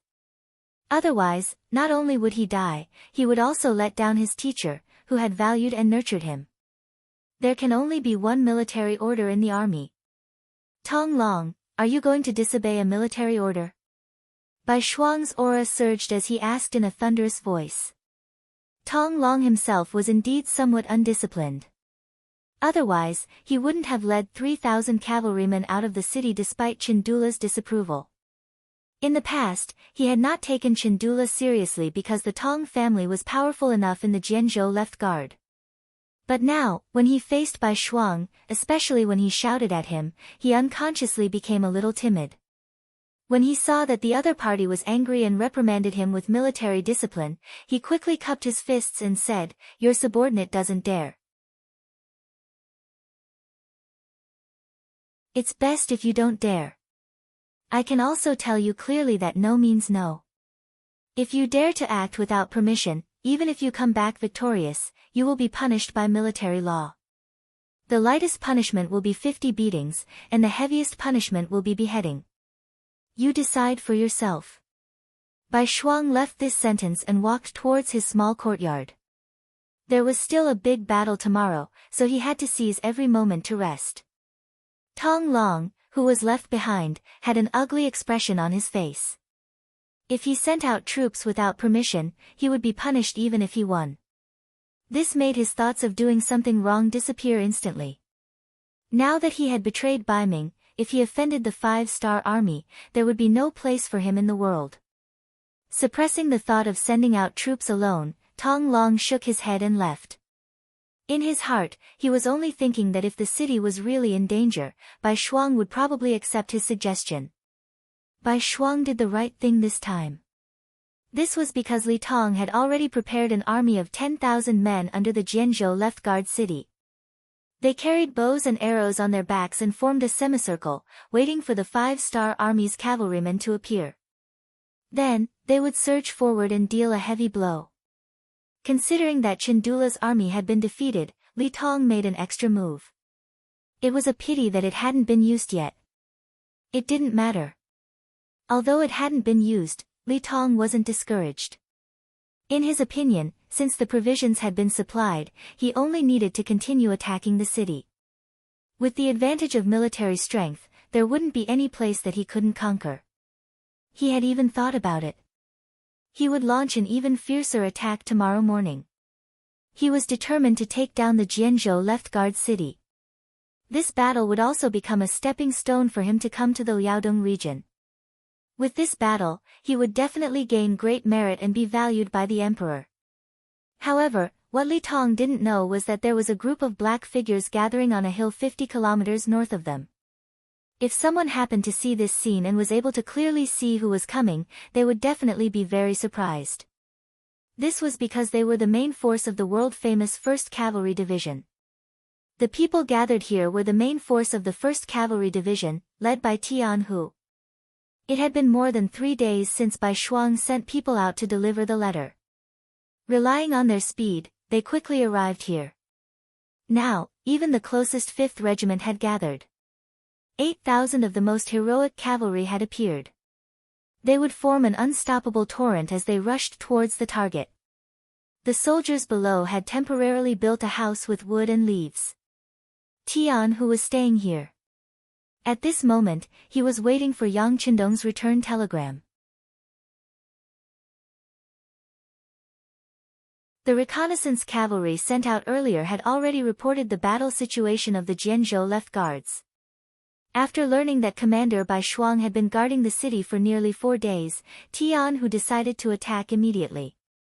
After all, the battlefield was unpredictable, and one mistake could lead to an outcome that no one could predict. Once the Jianzhou left guard city was really taken down, the role of the cavalry would be greatly reduced. This was not what Tian Hu wanted to see. The telegram had been sent out. After all, this war involved more than 200,000 people. Even Tian Hu couldn't act on his own. He had to report it to his superior and get permission. Hasn't the telegram been sent back yet? Half an hour had passed, but there was still no news. Tianhu, who had always been calm, became a little anxious and began to ask for the first time. No. The telegraphist of the 1st Cavalry Division shook his head and continued to stare at the radio station. He didn't dare to miss the slightest movement. Tianhu frowned slightly. He knew about Yang Qindong's situation. There were 3 radio stations around him, and one of them was a motor that could be manually generated. With these, it was impossible for the radio station to run out of power. Then why didn't he call back after receiving the telegram? According to the rules, the army couldn't act rashly without a reply. But if there was no reply, would they have to wait forever? It was not an exaggeration to say that the Jianzhou left guard city was racing against time. One more day meant one more day of danger. Someone, send another telegram to ask. Tianhu, who was a little anxious, continued to send an order to the telegraphist. What Tianhu didn't know was that 30 kilometers northeast of them, there was a group of cavalrymen rushing towards them at high speed. From afar, they were all dressed in black clothes, black armor, and black cloaks. Streaks of murderous aura constantly collided with the surrounding air. Only one cavalry unit in the world could carry such a murderous aura and be so well equipped. It was Yang Qindong's black cavalry. Just behind these cavalry units, a torrent of bicycles followed. Their speed was not much slower than that of the war horses, and they always maintained a certain distance from the cavalry. If one looked carefully, one would see that these bicyclists were all carrying long objects wrapped in black cloth behind them. What else could they be if they weren't spears? The team was constantly moving forward. Among them, a white horse under a golden cloak was particularly eye-catching. At this moment, beside the white horse, there was also a strong man riding a war horse who was saying something. Young master, Commander Tian, who just sent another telegram, asking for a battle. Do you want to reply? Ha, this Tian who is good at everything, but recently, his murderous aura has been too strong. He needs to calm down. This time, just treat it as a training. Don't worry about it, let's continue on our way. Yang Qindong, who was riding on the white dragon, laughed, then shook his head gently. Obviously, he intended to polish Tianhu's temper. After all, he would be entrusted with greater responsibilities in the future. It would be bad if he couldn't keep calm when something happened. After talking about Tianhu, Yang Qindong looked at the dark scene around him and asked in a deep voice, Beta Persei, how far are we from Tianhu's division? Young master, it's less than 30 miles away. We can arrive in half an hour. Beta Persei replied confidently. Being able to stay by Yang Qindong's side was indeed very impressive, but in reality, the burden was also very heavy. Whether there was something or not, they had to understand it. Very good. Inform the team that there's no need to rush. Try to preserve the team's physical strength as much as possible. This time, we'll test the strength of the 1st Cavalry Division. Yang Qindong smiled. The reason why he didn't reply to the telegram was because he wanted to test them. It was said that the 1st Cavalry Division was very powerful. This time, Yang Qindong wanted to test it himself. The test stone was his own 1,000 Black Knights and the 4th Army Division. The 1,000 Black Knights had just been replenished. Needless to say, those who could join were naturally the strongest. It was not an exaggeration to say that they were the cream of the crop. Who knew how many people their loyalty was? Fortunately, the chief of security, Yang Qindong, had been doing this work. There were many candidates to be tested, so they could finish replenishing the Black Knights in such a short time. They took a boat from Crimson City all the way to Yang Qindong's side. However, such people also had a special characteristic. Perhaps they were indeed capable, but they always had a sense of arrogance. Yang Qindong wanted to use this opportunity to test their strength. At the same time, he wanted to warn them that although the Black Knights were strong, if they didn't work hard, they could be overtaken by others. The 4th Army Division was needless to say. Firearms had a natural advantage over cold weapons. In order to suppress the momentum of the 1st Cavalry Division, Yang Qindong specially allowed the 4th Army Division to participate and asked them to use empty shells.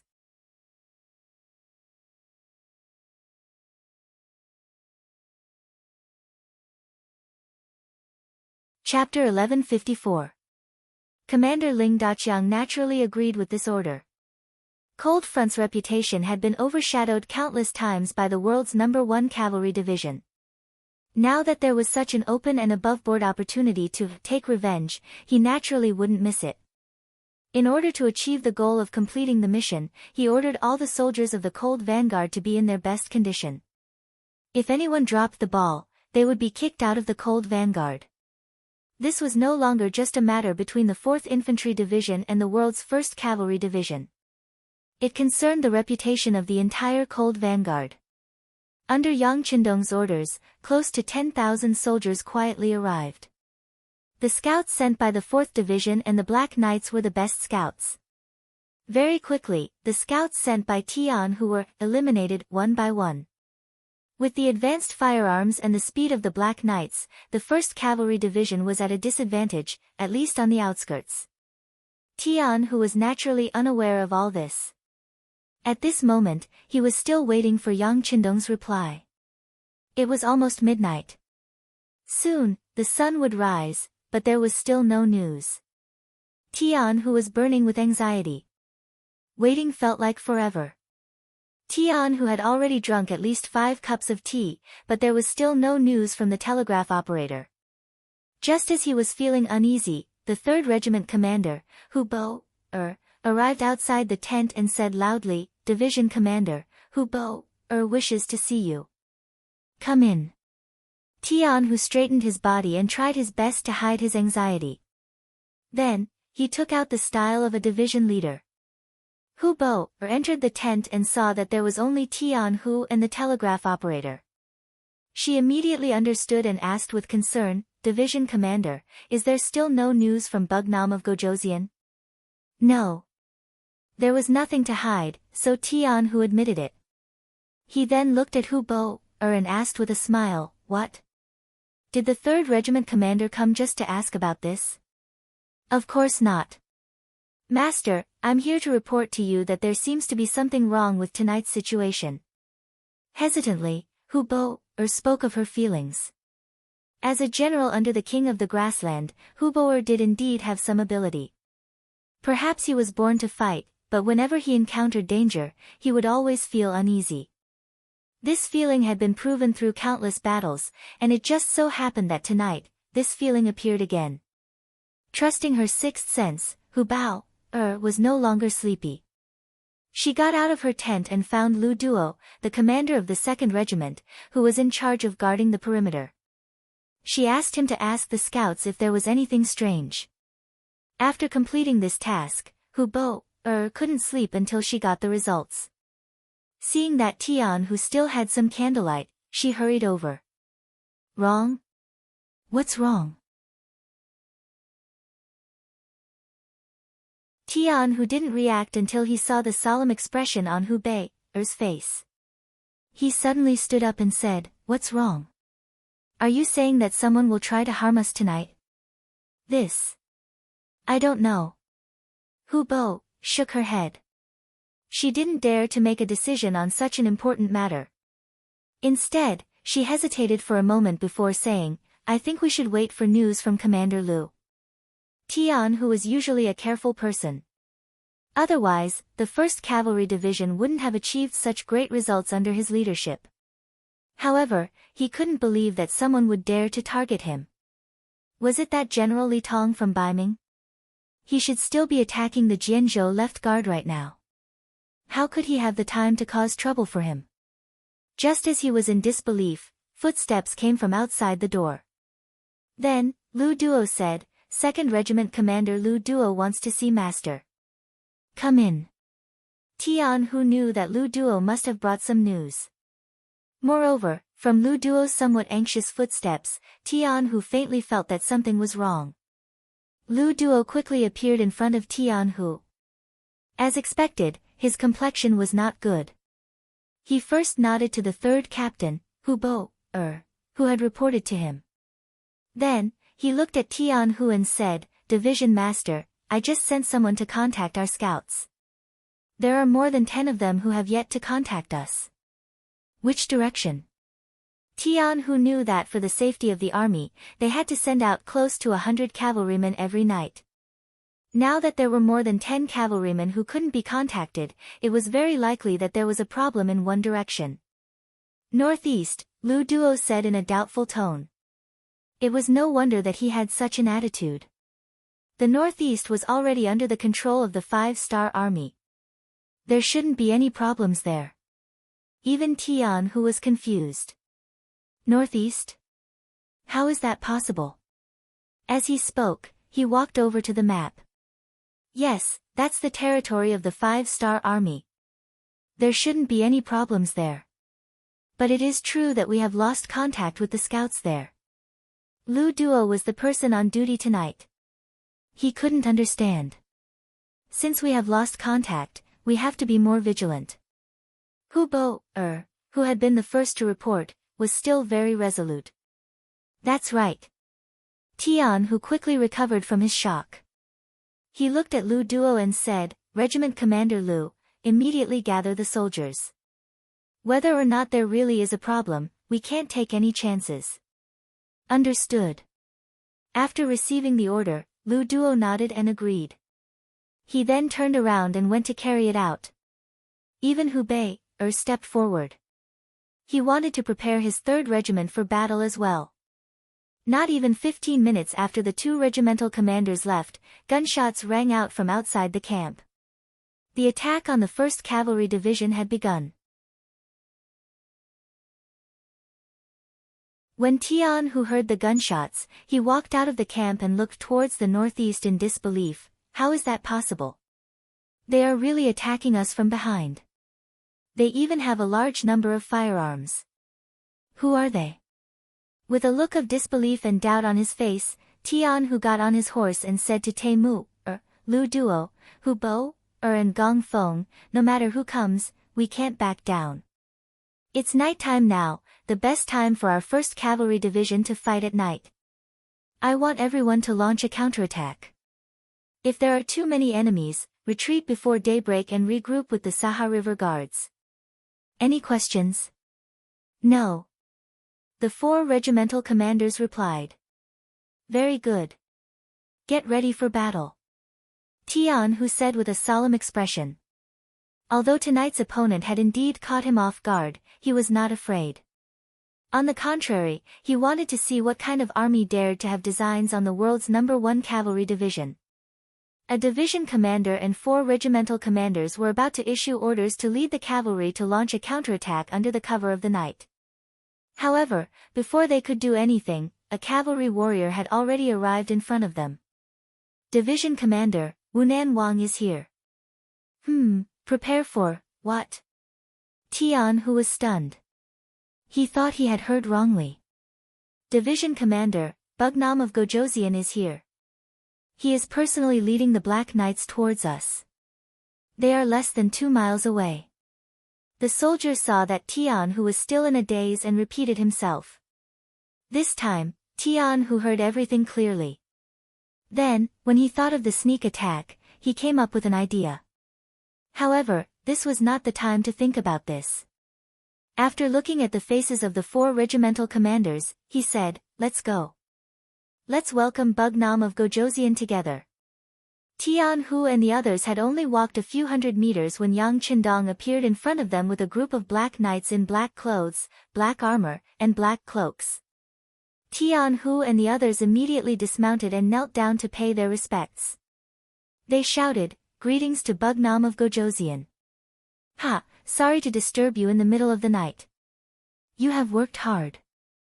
Bugnam of Gojoseon casually waved his hand and motioned for everyone to get up. The meaning behind this sentence made Tianhu raise his head again. Teacher, were you the one who arranged the sneak attack tonight? Not bad. You reacted quickly. In fact, your performance was not bad. You were able to gather the troops so quickly. This made the feast that I prepared for you unable to come true." While saying these words, Yang Qindong laughed heartily. Obviously, he was quite satisfied with this result. Yang Qindong was not angry. Tian Hu's heart was at ease. Then, he thought of something and said, "Teacher, do we have any other problems?" There is a problem." At this moment, Yang Qindong's expression became more serious. As I said before, even cavalry scouts need to have two groups, one in the open and one in the dark. When necessary, there needs to be a third group to observe everything in the dark. However, you obviously did not do that this time. You only arranged for one group of cavalry to be in charge of guarding. This is not good. War is not child's play. Even if the northeast is your rear, you still have to act according to military discipline.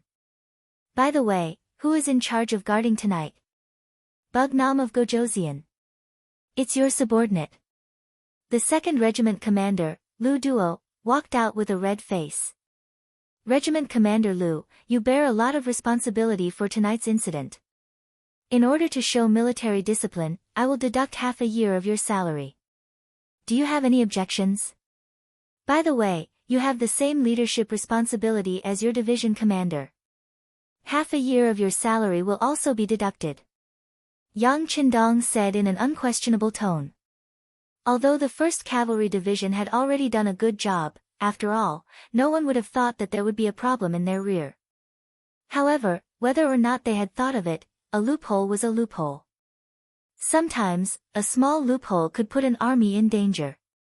Because of this, Yang Qindong wanted to punish them. Moreover, it would not be too heavy as a warning. Your subordinate accepts the punishment. It was only half a year of salary. The symbolic meaning was more important than the actual meaning. Tian Hu and Lu Duo admitted their mistakes. Good. Since everyone is awake, then don't sleep anymore. Get ready. We are going to send a gift to the Baiming army. After dealing with the matter in front of him, Yang Qindong's eyes were filled with the aura of an elite. This Li Tong had guts. He actually dared to attack a city that belonged to the 5-star army. If he did not show him how strong the 5-star army was, how could he show the strength of the 5-star army?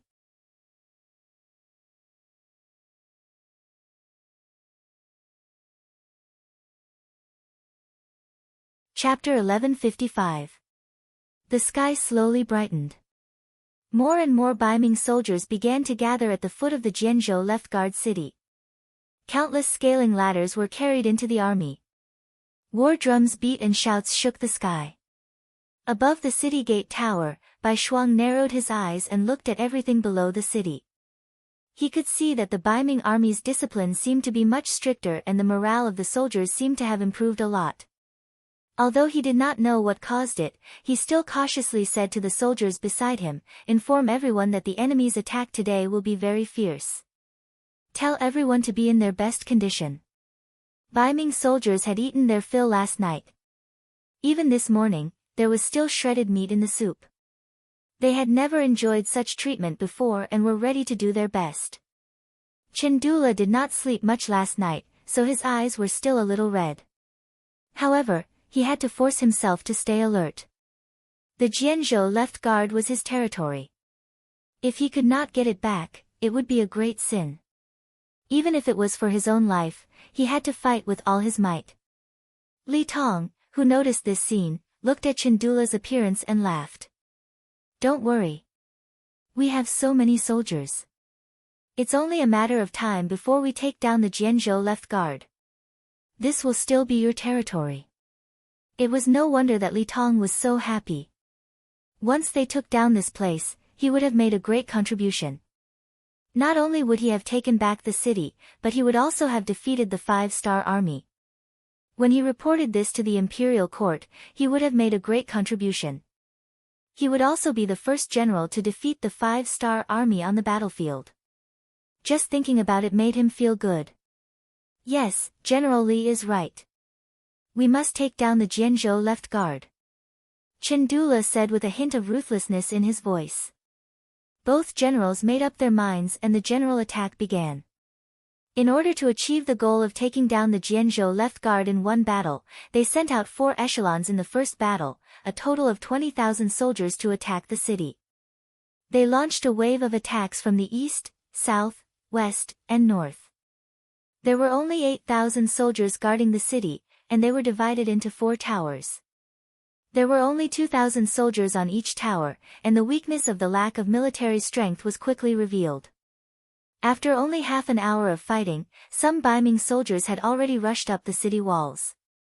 Although they were quickly suppressed, the situation was still very dangerous.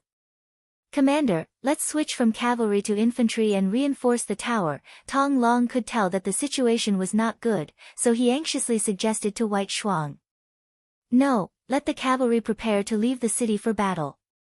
Bai Shuang shook his head.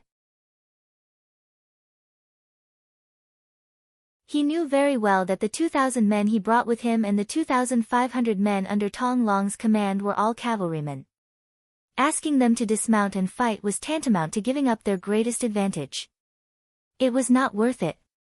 Furthermore, he didn't think that these 4,500 people would be able to turn the tide of the battle. They would only be able to hold on for a little longer. Looking into the distance, Bai Shuang's expression remained calm. However, in his heart, he said anxiously, "Master, why aren't you here yet?" Could it be that the Jianzhou left guard was going to give up just like that? The siege was still ongoing. As if he could see that victory was already decided, Li Tong sent out another 20,000 soldiers, divided into 4 echelons, and continued to increase the number of soldiers, causing the Jianzhou left guard's defense to become shaky. When Chindula saw that the city was about to fall, the trace of worry in his heart finally disappeared. He laughed and said, "General Li is amazing. If this continues, the city will definitely fall today. When the 5-star army's reinforcements arrive, we can only leave regretfully." Ha ha ha. I hope that the 5-star army's reinforcements will arrive. I have arranged a feast for 30,000 soldiers at the back of the army. Li Tong arrogantly snorted and then laughed. "I'm just afraid that some people won't dare to come. Otherwise, I'll let them see how powerful we are. General Li is wise." Chindula said flatteringly. There were indeed 30,000 Baiming soldiers at the back of the army. They had a large number of horse barricades, but because they were well hidden, they couldn't be seen from afar. Among them, there were also many archers and spearmen. They were specifically used to deal with the 5-star army's cavalry. As soon as they appeared, they would use bows and arrows to attack from afar. When they got closer, the spearmen would attack. After inflicting heavy damage, they would carry out a large number of horse barricades. At that time, the 5-star army's cavalry would be unable to return. This set of tactics was indeed suitable to deal with cavalry.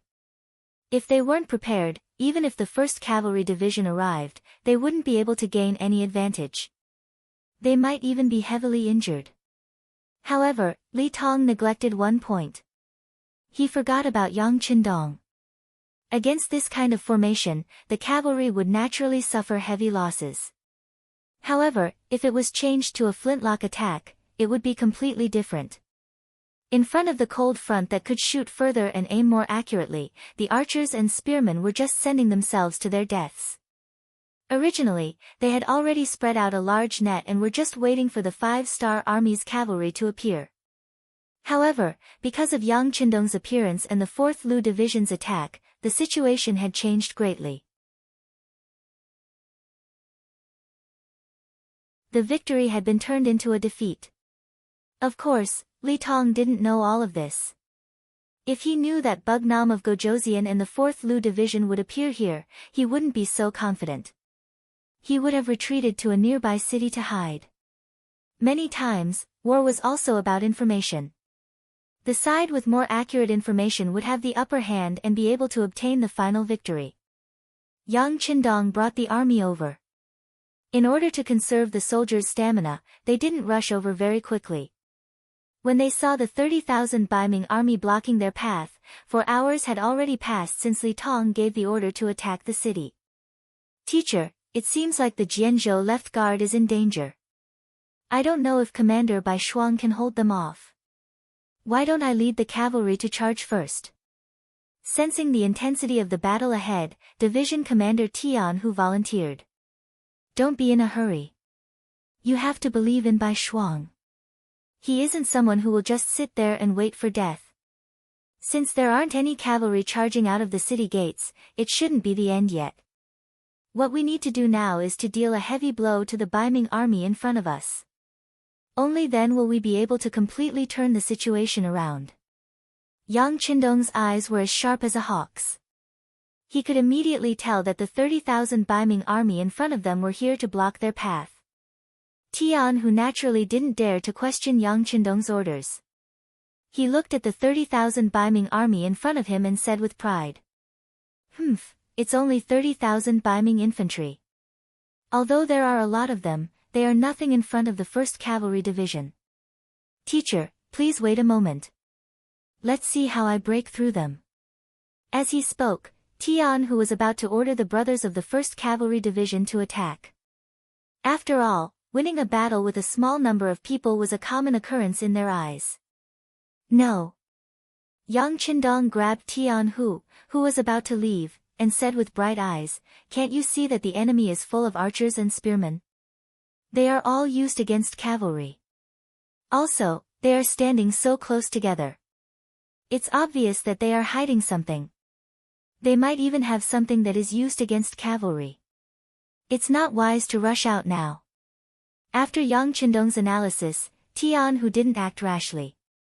It wasn't that he hadn't encountered a formation that was used against cavalry before. However, with the bravery of the soldiers and the tip of the arrows, there was nothing that couldn't be broken through. As for the archers' attacks, they were nothing in front of the 1st Cavalry Division, who had a blade and a shield. It was the same for the spearmen.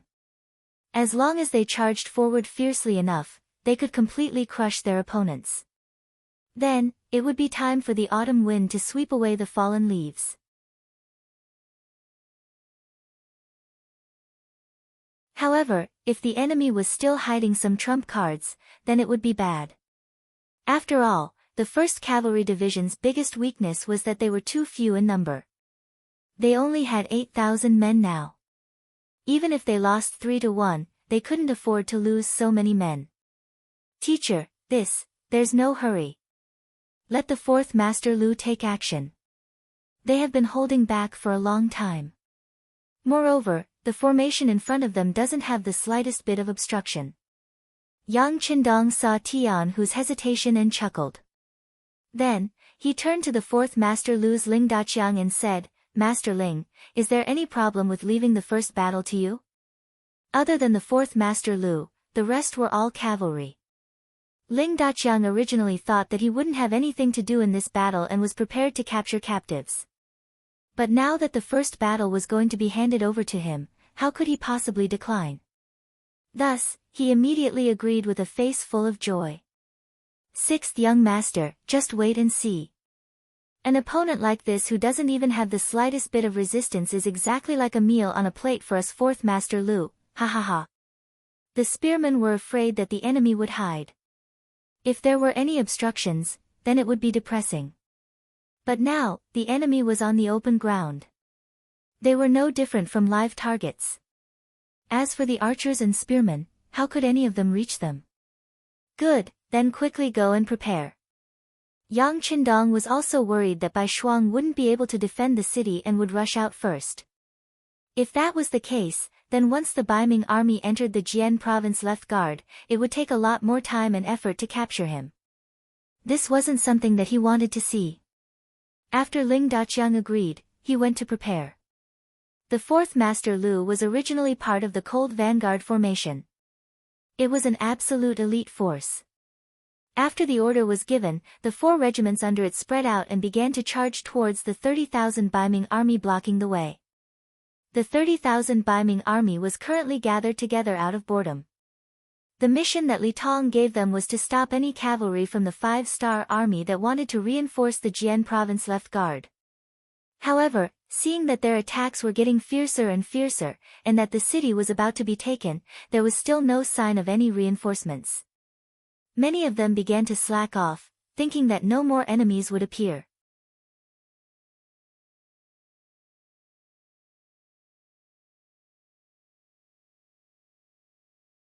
Chapter 1156.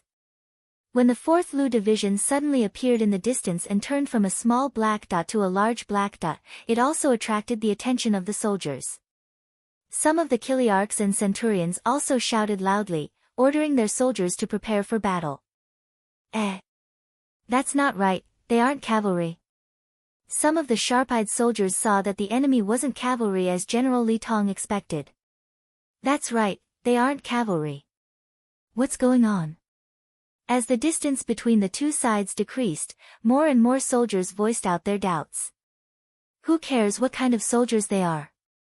If cavalry can't charge over, infantry won't be able to either. Everyone, prepare yourselves. Especially the archers, wait for orders to fire. Although the Baiming general in charge of leading the troops was also curious, he still pretended to be calm due to his duty. As he gave his orders, he also arranged for a soldier to report everything that happened to General Li Tong. In order to reach the goal of quickly engaging the enemy, the soldiers of the 4th Lu Division rode their bicycles and rushed to the battlefield. Only when the distance between the two sides was 3 li did they stop their bicycles and change to running. Then, they rushed towards the Baiming army. They're here. They're so fast. Everyone, prepare for battle. Seeing the speed of the army, the Baiming general in charge of leading the troops had a trace of panic in his eyes.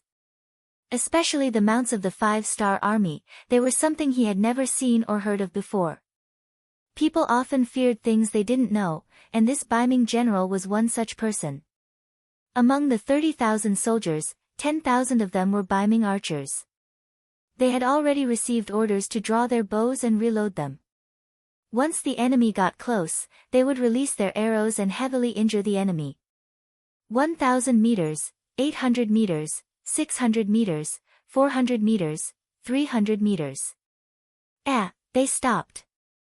The northern Ming soldier who was in charge of observing the distance between the two sides cried out in alarm. He couldn't understand why they suddenly stopped charging. Just as he cried out in alarm, the commander of the 4th Army Division, Ling Daqiang, also gave the order to start shooting. More than 8,095 style guns, which far surpassed that era, spewed out tongues of flame at the same time. One could imagine how magnificent this scene was. With no one able to attack them, the 4th Division was like an aircraft carrier on land, constantly firing bullets as they slowly moved forward. As they continued to advance, one by one, the Baiming soldiers were hit by bullets and fell to the ground. They were like wheat being harvested, unable to struggle at all. This scene caused the 10,000 northern Ming archers to be dumbfounded. Seeing their comrades fall to the ground one after another, and the arrows they shot were simply not enough to cover the distance. In other words, at this moment, they could only passively take a beating without the slightest ability to retaliate. The originally high morale of the soldiers quickly plummeted. No one knew who was the first to be afraid, as he threw down the bow in his hand and turned to flee. This action caused even more archers to abandon their bows and flee. When the situation began to spread, no matter how much the Baiming general shouted, it was no longer of any use. Hold on, hold on. Where are the pikemen? If there are any deserters, kill them without mercy. Seeing that the battle formation was about to be destroyed, and it was caused by deserters, the Baiming general's face burned with anger. After the pikemen received the order, although they were unwilling and did not want to attack their comrades, they could not disobey a military order. They had no choice but to stab forward with the pikes in their hands. In just a few flashes of pikes, more than 1,000 Baiming army archers fell, and they finally managed to stop their retreat. Where are the sharpshooters? Do you see that Baiming general on the horse? Shoot him down. Ling Daqiang was naturally overjoyed when he saw that the enemy's formation was in chaos after a wave of attacks. However, seeing that the situation was about to be stabilized, How could he be willing to give up? He scanned the surroundings with his binoculars and locked onto the Baiming general. There was no lack of sharpshooters in the cold vanguard army. They usually had good eyesight and were fed countless bullets. At this moment, when they heard their division commander's order, several sharpshooters searched for the Baiming general on the horse. Soon after, they locked onto him and the sound of gunfire rang out. Bullets whizzed out of the barrels and hit the Baiming general's body. The Baiming general was still shouting something, trying to turn the situation around. However, he felt a sharp pain in his chest. Then, another bullet hit him between the eyebrows. At this moment, he lost consciousness and fell from the horse in front of him. With the sudden death of the general, the Baiming army, without a unified command, was in complete chaos. Although there were still a few captains who were desperately shouting something, trying to get the position of commander, in this chaotic situation, their shouts were like small boats in the middle of a stormy sea. They were completely useless. After another round of gunfire, the archers of the 4th Division fell to the ground. The situation that had just stabilized was once again thrown into chaos. However, this time, no one gave the pikemen an order, and no one stopped the archers from retreating. Not only that, even the pikemen turned their spearheads and ran away. The army was defeated like a landslide.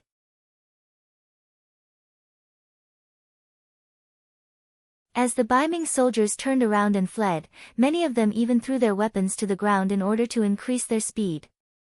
The situation on the battlefield began to change.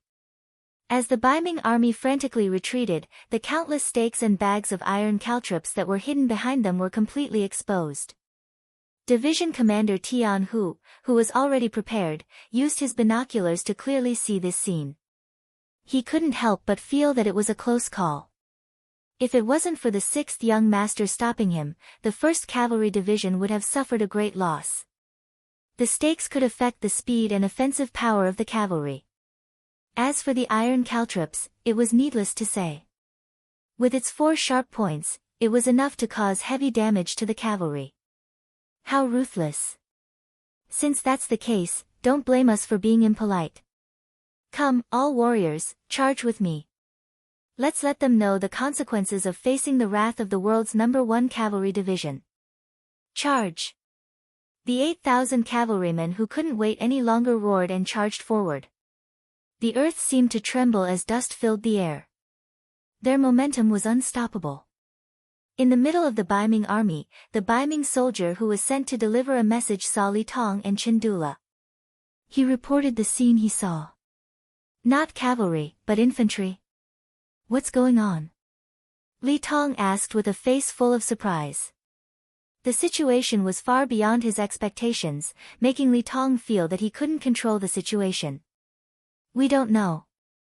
We only saw that the infantry were extremely fast. They seem to be riding on something that we don't recognize. That thing can increase a person's speed. The soldier who delivered the message tried his best to describe what he saw with words. Riding on something can increase their speed.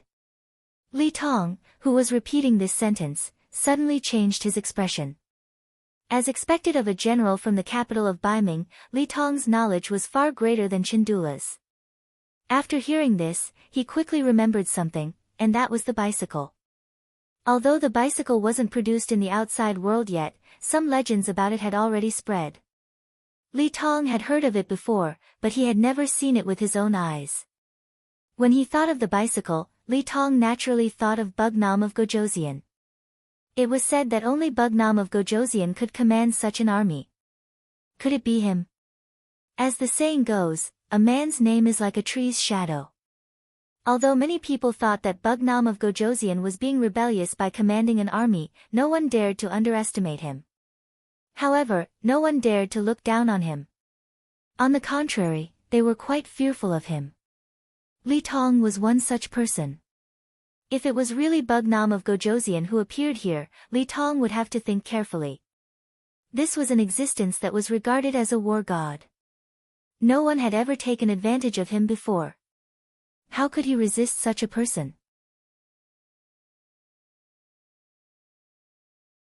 Just as Li Tong was struggling in his heart, he suddenly heard a burst of firecracker-like sounds. This sound startled him, and he immediately thought of the Flintlock army. Li Tong, who had a trace of suspicion, was now certain. His originally confident spirit was hit. He almost instinctively shouted, "Oh no, it's Bugnam of Gojoseon. It seems that we can't take down the Jianzhou left guard. Retreat, prepare to retreat. Is Bugnam of Gojoseon here?" Chandula, who was on the side, asked as if he hadn't asked the question yet. Then, he looked at Li Tong and said, "General Li, we have hundreds of thousands of soldiers. Even if he's here, what's there to be afraid of?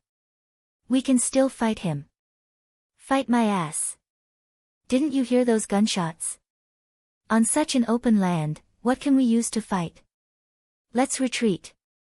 Li Tong was still very self-aware. This was not only because of the fear in his heart. More importantly, he didn't expect Yang Qindong to appear here, so he didn't make any preparations. Under such circumstances, it was obviously unfair to fight with him. As long as the army could be saved, there would be no need to worry about not having a chance to fight in the future. However, if the army was lost, there would be no chance for revenge. Li Tong was the commander. Naturally, no one dared to disobey his order to retreat. Although Chandula looked unwilling, he could only nod and agree in the end. Then, the Baiming army that was attacking the city began to retreat step by step. The siege situation also changed because of this. The tower that was about to be breached slowly became quiet. What's going on? Tong Long was prepared to fight to the death with the enemy, but the change in front of him made him a little confused. Commander Bai Shuang, who was prepared to fight outside the city, seemed to have thought of something. He then listened carefully and vaguely heard gunshots. He immediately laughed and said, I know, it must be the teacher. Ha, brothers, Bugnam of Gojoseon is here. It's time for us to fight back with all our strength."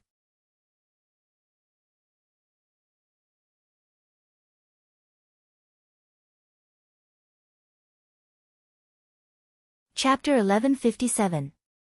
Bai Shuang had studied with Yang Qindong before, so he was quite familiar with the sounds of guns.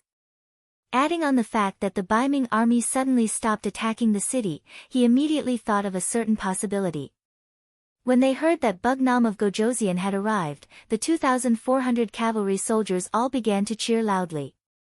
From this, it could be seen just how high of a position Yang Qindong held in these soldiers' hearts was. Even Tong Long, who had never seen Yang Qindong before, became extremely excited. During this period of time, he had only heard about Bugnam of Gojoseon, and he was about to come out of his cocoon. Now that he could finally see his face, how could he not be excited? "Let's go, charge out with this commander and meet up with Bugnam of Gojoseon." Bai Shuang raised his two blades high, shouting loudly in excitement. Following the shout, the city gates opened from the inside, and 4,500 cavalry soldiers charged out like a whirlwind. Speaking of which, it was quite a coincidence. When Bai Shuang and the others charged out, it was precisely when the Baiming army was retreating. The 20,000 Baiming army that was originally arranged to deal with them had also just cleaned up their things and were retreating. Suddenly, intense battle cries sounded from behind them. When they turned around to take a look, their expressions immediately changed greatly. Li Tong, who had already left the large tent and was leading his soldiers to flee, also saw this scene. He sighed. These 5-star army cavalry were too cunning, actually charging out after he withdrew his defenses. Under this type of timing, even if he gave the order to launch a counterattack now, it was clearly too late. Retreat, retreat, retreat towards the 30,000 guards. Li Tong, who knew that the situation was already in his favor, didn't turn around, instead turning around and fleeing. Behind him was the vast and mighty Baiming army. In front of them, who would be afraid of death? That was why at this moment, they actually displayed their life's potential, each one running faster than the other. It was to the extent where not long after, the army responsible for transporting the supplies became the last group. "General, what do we do?" Seeing that there were already no more troops to protect him, the logistics officer in charge of transporting the supplies asked the leading general. Closing his eyes, the general knew that once the provisions were lost, he would be beheaded according to military discipline. But now that he didn't have the ability to protect these provisions, he simply shook his head and said, "Forget it, they were the ones who abandoned us. It's not that we didn't try our best. Tell the brothers, if you want to escape, then run. If you can't escape, then surrender and wait for the 5-star army to come and take over." "Ah! If we go like this, General, we will die."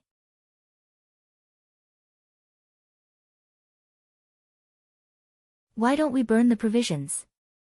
That way, we'll be able to account for it," the logistics officer suggested.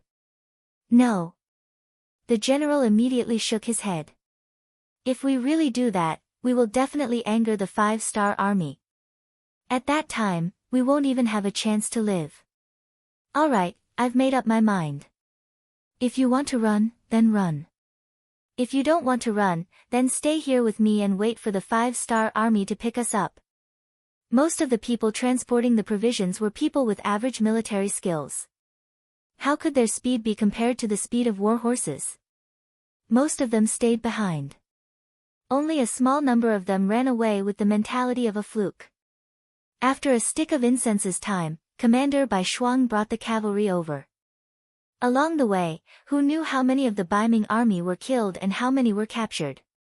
When he arrived in front of the transport team and saw that this team of thousands of people was actually waiting for him, he was very curious and came over on his horse. Surrendered General Zhao Xing greets the general. A general wearing a Kiliarka's armor half knelt in front of Bai Shuang. "General Zhao, why didn't you all escape? At the very least, you can burn the provisions. That way, even if you escape, you can account for it to your superiors, right?" Bai Shuang asked with a trace of suspicion. The situation was so abnormal that he had to be careful in case the other party was pretending to surrender. "We can't burn them." Zhao Xing shook his head and said, "With these provisions, countless people can eat and many people can survive. If we burn them, then the only ones who will suffer will be the soldiers and civilians who have no food to eat. Zhao Xing can't do something that would incur the wrath of the heavens and people just to avoid a punishment." Oh! Who would have thought that a mere chiliarch in charge of escorting grain would have such knowledge? This was beyond White Shuang's expectations. He carefully sized up Zhao Xing's appearance again and memorized it in his heart. Then, he took out a token from his bosom and said, "This is my position token. Take this back to Jian Province's left guard city. If anyone asks you about the provisions, you can show this token. Do you have any questions?" After taking the token, Zhao Xing nodded solemnly. "General Bai, don't worry. I know what to do." "Good.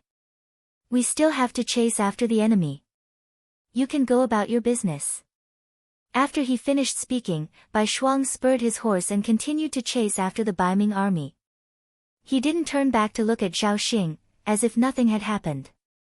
When the group was far away, Tong Long, who was following in the group, asked Bai Shuang with a puzzled expression, "Commander, do you really believe that Zhao Xing won't escape and will deliver the provisions to the city?" "I'll take a gamble. Also, teacher is here. This area will belong to the 5-star army.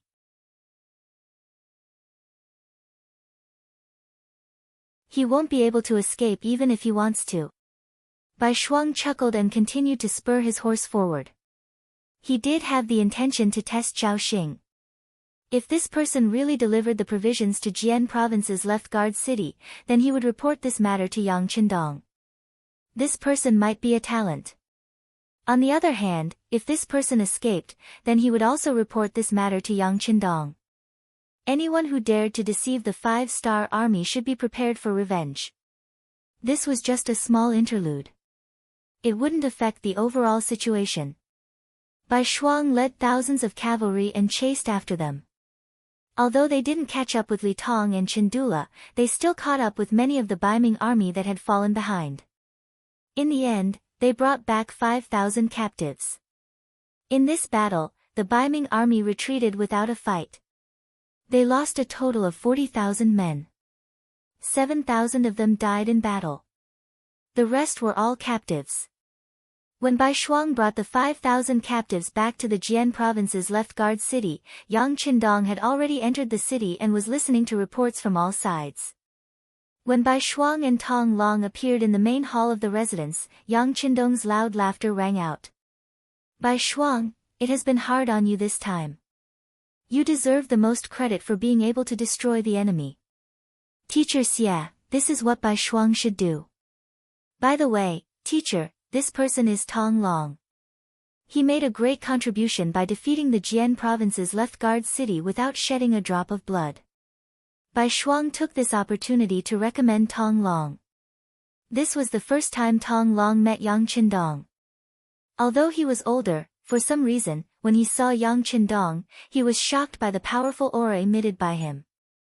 He couldn't help but kneel on the ground. This general, Tong Long, greets Bugnam of Gojoseon. May you live 1,000 years. There's no need for that. We can talk casually. Yang Qindong chuckled. Then, he sized up Tong Long. He found that this person was not only handsome, but also extraordinary. He was very happy. After considering that the other party had made a great contribution, he said, Tong Long, this king wants to establish a reinforced cavalry regiment of Liaodong. How about you be the first commander? By the way, this is a cavalry unit of 5,000 people. Do you have the confidence to lead them well?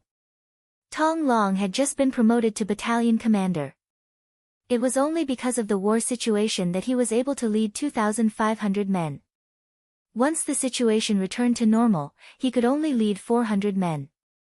Now that the number had suddenly increased by more than 10 times, how could he not be excited and grateful? What are you waiting for? Quickly thank Bugnam of Gojoseon. Seeing that Tong Long was a little dumbfounded, Bai Shuang immediately reminded him.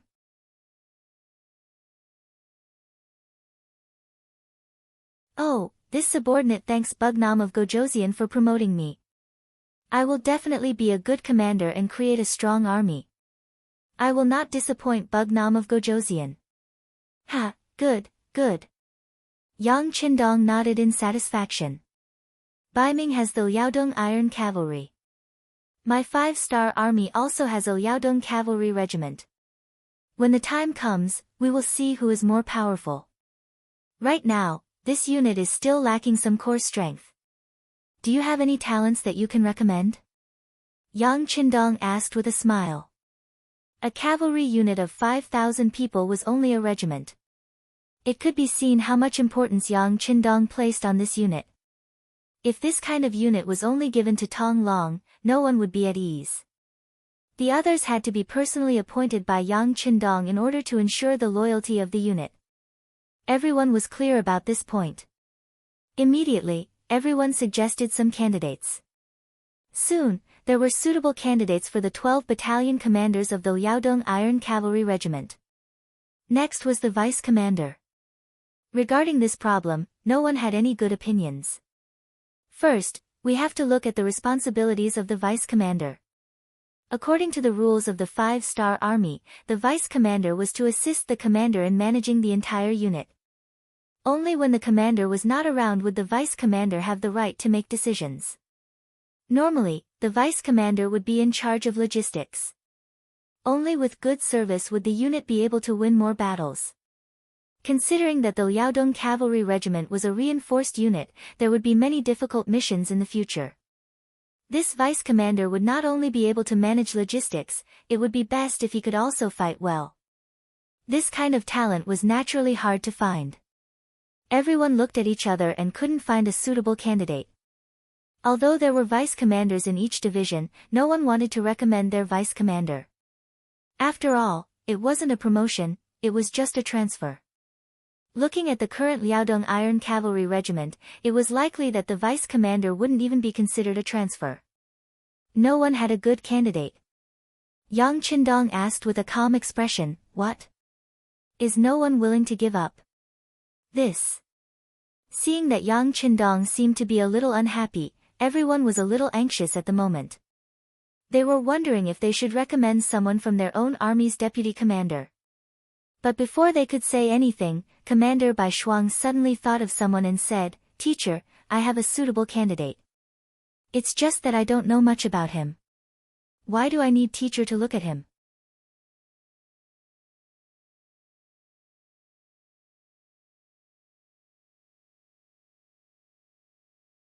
Chapter 1158. Suitable, but not understanding. This sentence itself was somewhat contradictory. Bai Shuang's words also attracted everyone's attention. Considering that he didn't make it clear, Bai Shuang smiled bitterly and explained in detail how he met Zhao Xing on the way. "Zhao Xing. I know this person. He escorted the provisions to Jianzhou's Suowei city. Because it was related to logistics, I went to take a look. I still have a deep impression of this person," Beta Persei, who was standing beside Yang Qindong, said after Bai Shuang finished speaking. "Did he really escort the provisions back?" Bai Shuang's eyes flashed as he asked. "That's right." Beta Persei chuckled and continued, "Not only did he transport the provisions back, but he also brought 2,108 surrendered soldiers. According to him, he had a total of 2,200 soldiers. 92 of them escaped for some reason, and most of them came with him to surrender. Oh, by the way, when I went, his soldiers were lined up neatly, even the weapons in their hands were placed neatly together. To be honest, it's the first time I've seen someone surrender like this." The other officers couldn't help but nod in agreement. It wasn't that he hadn't seen people surrender before, but most of them were disheveled and dispirited, looking as if they had lost all hope in life. Their weapons were thrown everywhere, so he had never seen such a carefree and effortless surrender before. Hearing this, even Yang Qindong couldn't help but be curious. "There's such a wonderful person. Come, bring him here so I can see him." "I'll go." Beta Persei agreed. "I'll go with second brother." Bai Shuang thought for a moment and stepped forward. He thought highly of Zhao Xing. Since his teacher wanted to see him, he wanted to say a few words to remind him. The two walked out of the main hall together. Yang Qindong looked at the people who stayed behind, and his gaze fell on the face of the 1st Cavalry Division's commander, Tian Hu. "Commander Tian, how do you feel about this battle?" "Awesome," Tian Hu said without thinking. In this battle, the 4 regiments of cavalry had killed and captured twice the number of enemies. Most importantly, there were almost no heavy casualties on their side. The number of dead and injured did not exceed 100. This kind of difference in casualties greatly comforted him. However, he immediately recalled that they had almost been ambushed. Thinking about how the dozen or so cavalry scouts had been surrounded by the 4th Division and the Black Knights, and how not a single one had managed to escape, his old face turned red again. Tian Hu's face suddenly turned red, which made Yang Qindong swallow back the words he wanted to say. Sometimes, it was okay to give a little pressure, but if the pressure was too much, it was very likely that it would be unable to bear the burden and eventually collapse. The 1st Cavalry Division was his weapon. Naturally, he didn't want anything to happen to it. This time, Yang Qindong called out Tian Hu's name not to remind him of anything, but to consider the current situation. He wanted to expand the size of the 1st Cavalry Division. On the grasslands, there was a very powerful Baiming army called the Liaodong Cavalry. It was said that their strength was extraordinary, and they had a large number of people. They had already expanded from 50,000 to 70,000. Faced with the cavalry elites who came and went like the wind, firearms could only be used to defend, but not to attack. Yang Qindong set his sights on the 1st Cavalry Division. Cavalry against cavalry, speed against speed. Even if they couldn't win, they could at least suppress the threat they brought to him. Looking at the 1st Cavalry Division, they indeed had the qualifications and strength to fight against any opponent. The only thing they lacked was the number of soldiers, only 10,000. Against an enemy 7 times their number, even if they were powerful, they wouldn't be able to gain any advantage. Therefore, expanding the number of soldiers of the 1st Cavalry Division became an inevitable matter. Originally, Yang Qindong wanted to expand the division into an army. However, considering that there was no suitable source of soldiers, it was very likely that this would reduce their combat strength. Therefore, he thought about expanding the division on a small scale first. For example, each regiment would be expanded from 2,000 to 4,000 people. This way, it wouldn't reduce their combat strength too much, and it would also increase the number of people, which would be more useful at critical times. With this thought in mind, Yang Qindong looked at Tian Hu and took the initiative to suggest, "Commander Tian, if you were to choose these captives first, do you have the confidence to double the current number of soldiers without affecting your own combat strength?" Tian Hu was already prepared to be reprimanded by Yang Qindong. After all, he was careless in the first place. He only arranged for sentries to scout the cavalry and didn't arrange for hidden sentries. Fortunately, it was Yang Qindong who came to test him this time. If it was really the enemy, the consequences would be unimaginable.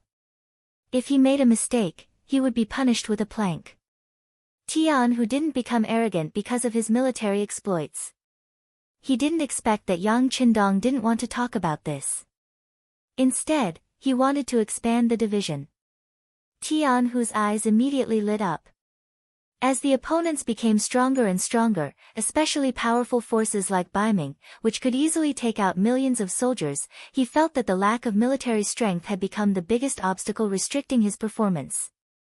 He wanted to raise this request to Yang Qindong not too long ago. However, considering that the 1st Cavalry Division's equipment was excellent and the intensity of their training was high, once they expanded, he was afraid that he would have to pay a large sum of money every month. Over the years, he had accumulated a lot of money. This was a matter of great importance. Tian Hu suppressed his thoughts and didn't mention it. He didn't expect that Yang Qindong would take the initiative to mention it. How could he miss such an opportunity? He immediately stepped out of the formation and said, "Teacher, this student has already thought about this problem. As long as we carefully select and cooperate with the new veterans, our combat strength shouldn't decrease. In fact, it can definitely be improved.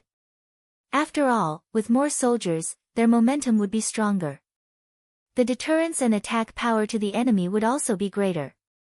"Well, since you're so confident, then it's settled.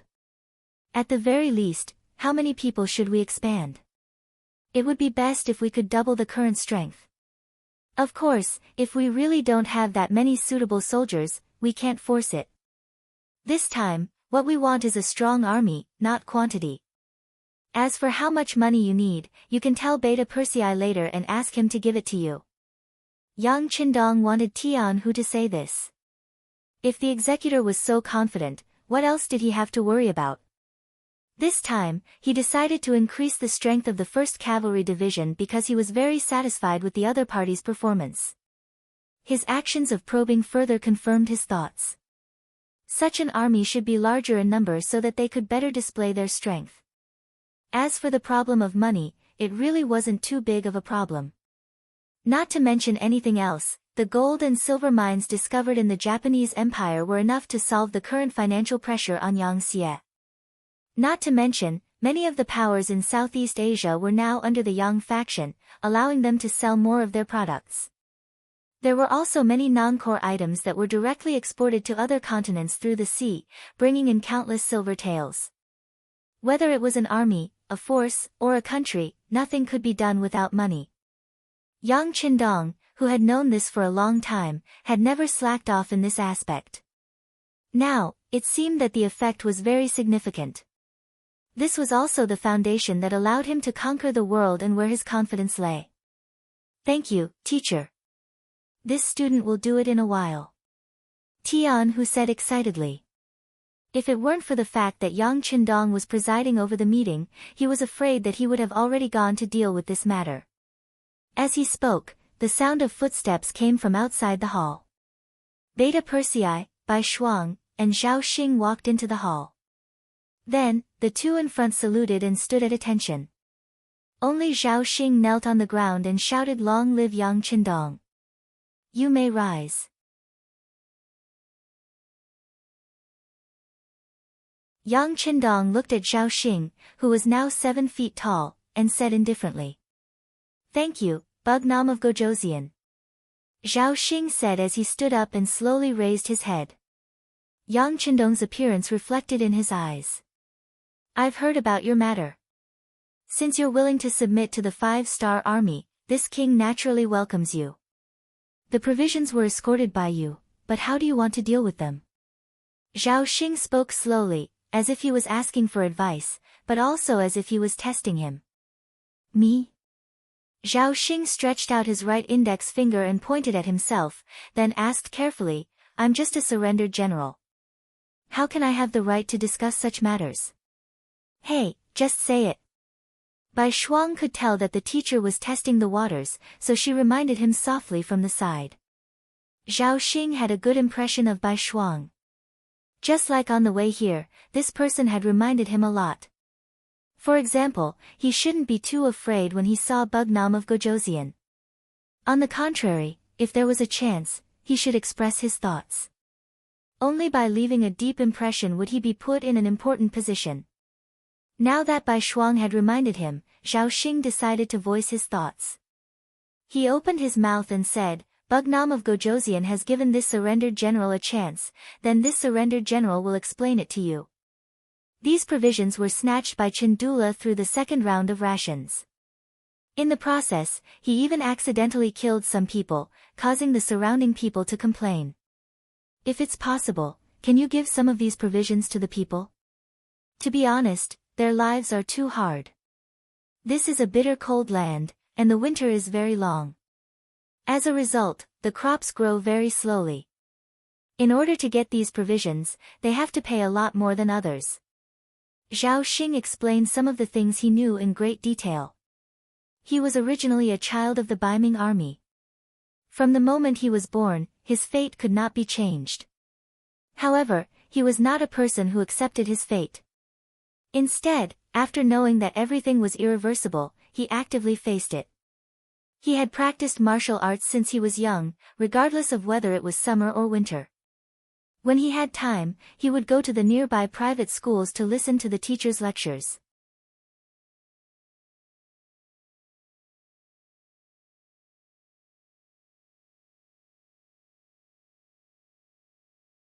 Chapter 1159. Under the guidance of a teacher whose interest was the best, he learned many things and understood some of the principles of life. Relying on his own efforts, he became 1,000 captains. With a high position, he was able to see more of the hardships of the commoners. However, as a lowly person, his words carried little weight, and he did not know what he could do. This time, when the Emperor of Baiming sent out troops to aid Liao Deng, Zhao Xing, who had no backing, became a member of this difficult task. Originally, he wanted to fight for a chance to perform, but he did not expect Li Tong to value him and let him become 1,000 captains. It was because of this that he saw more of the dark side. When he saw that the food was stolen from the commoners, and that the commoners did not know how to survive this winter, he would secretly cry while eating. Now that he had the chance to express his views in front of Bugnam of Gojoseon, who loved the commoners like his own children, how could he let go of such an opportunity? Then, he explained everything in detail. When he spoke about the depths of his emotions, he even shed tears. Influenced by Zhao Xing, some of the officers in the other halls also involuntarily shed tears. Many of them had experienced hardships, and listening to these words, they seemed to be pulled back to the past. Only Yang Qindong sat there expressionlessly, not affected in the slightest. This was not to say that his heart was hard, but because he had seen too much, he had long become numb. If he cried whenever something happened, how could he have everything he had now? A strong person must have a strong heart. Rather than crying whenever something happened, it was better to think of a way to change everything. This was what a leader should do. Zhao Xing, who stood there, spoke for the time it took for 2 incense sticks to burn. Only when he was almost done did he realize that this was not his own military camp, but Bugnam of Gojoseon's discussion hall. He immediately shut his mouth, and then with a look of begging for forgiveness, he once again knelt on the ground. Only after Zhao Xing finished speaking did everyone regain their senses. Then, their gazes landed on Yang Qindong, who was sitting at the head of the table. The main hall once again quieted down, and Yang Qindong's voice resounded in everyone's ears. The common people live in poverty, and this is the incompetence of the great Ming dynasty's government. That's why we have to change everything. Since they can't do it, then let's find someone who can. I believe this will be a blessing for the people. Bugnam of Gojoseon is wise, the generals replied in unison. Yang Qindong raised his hands and pressed them down. With just this movement, the main hall returned to silence. Then he looked at Zhao Xing, who was kneeling on the ground, and said, "The people are indeed suffering, but there isn't much food in the army either.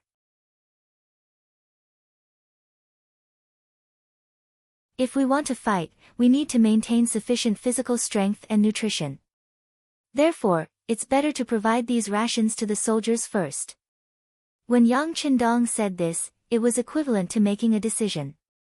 Naturally, the others did not have any objections. Even if they did, they would only report it to Yang Qindong in private. However, Zhao Xing did not know about this rule. He thought that his words had already convinced Bugnam of Gojoseon, or at least the other generals.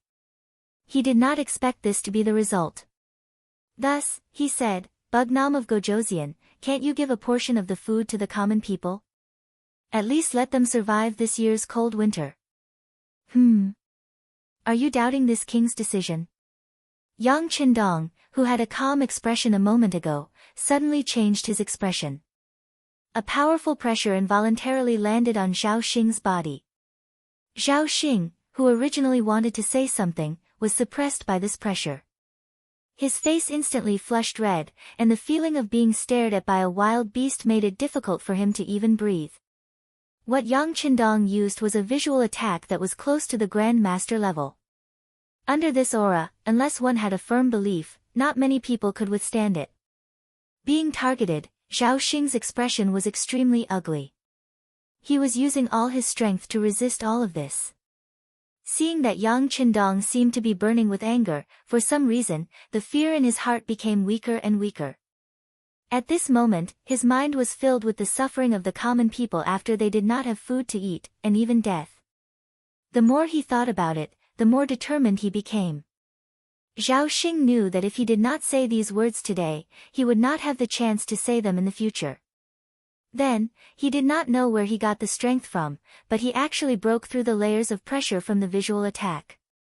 He forced himself to raise his head and said, "Bugnam of Gojoseon, everyone says that you love the common people like your own children.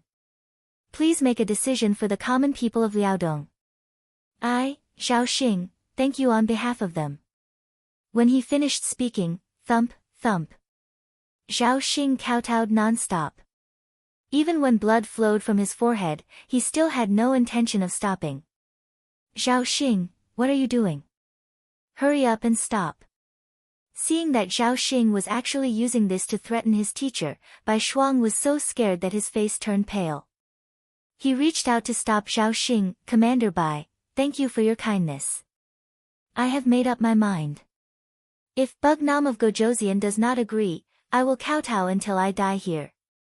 Zhao Xing's eyes were filled with determination. He had worked hard since he was young, but other than the title of Qianhu, it could be said that he had achieved nothing. Now that he had become a surrendered general, he was afraid that he would lose the title of Qianhu in the future.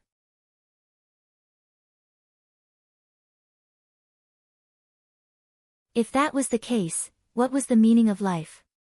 He might as well take advantage of this opportunity to stand up for the common people. Even if he died, it could be considered as having been born into this world. At this moment, Zhao Xing was going all out against Yang Qindong. The other officers were shocked. They had never seen anyone who dared to treat Yang Qindong with such an attitude. They could even imagine the consequences that Zhao Xing would have to face. Admittedly, Zhao Xing's words were indeed moving, and it could be seen that he was a general who truly cared for the people. However, the words of a lowly person did not carry much weight. Furthermore, Yang Qindong was not wrong. Before the large amounts of supplies were sent up, the army needed food. Especially now that there were tens of thousands of captives.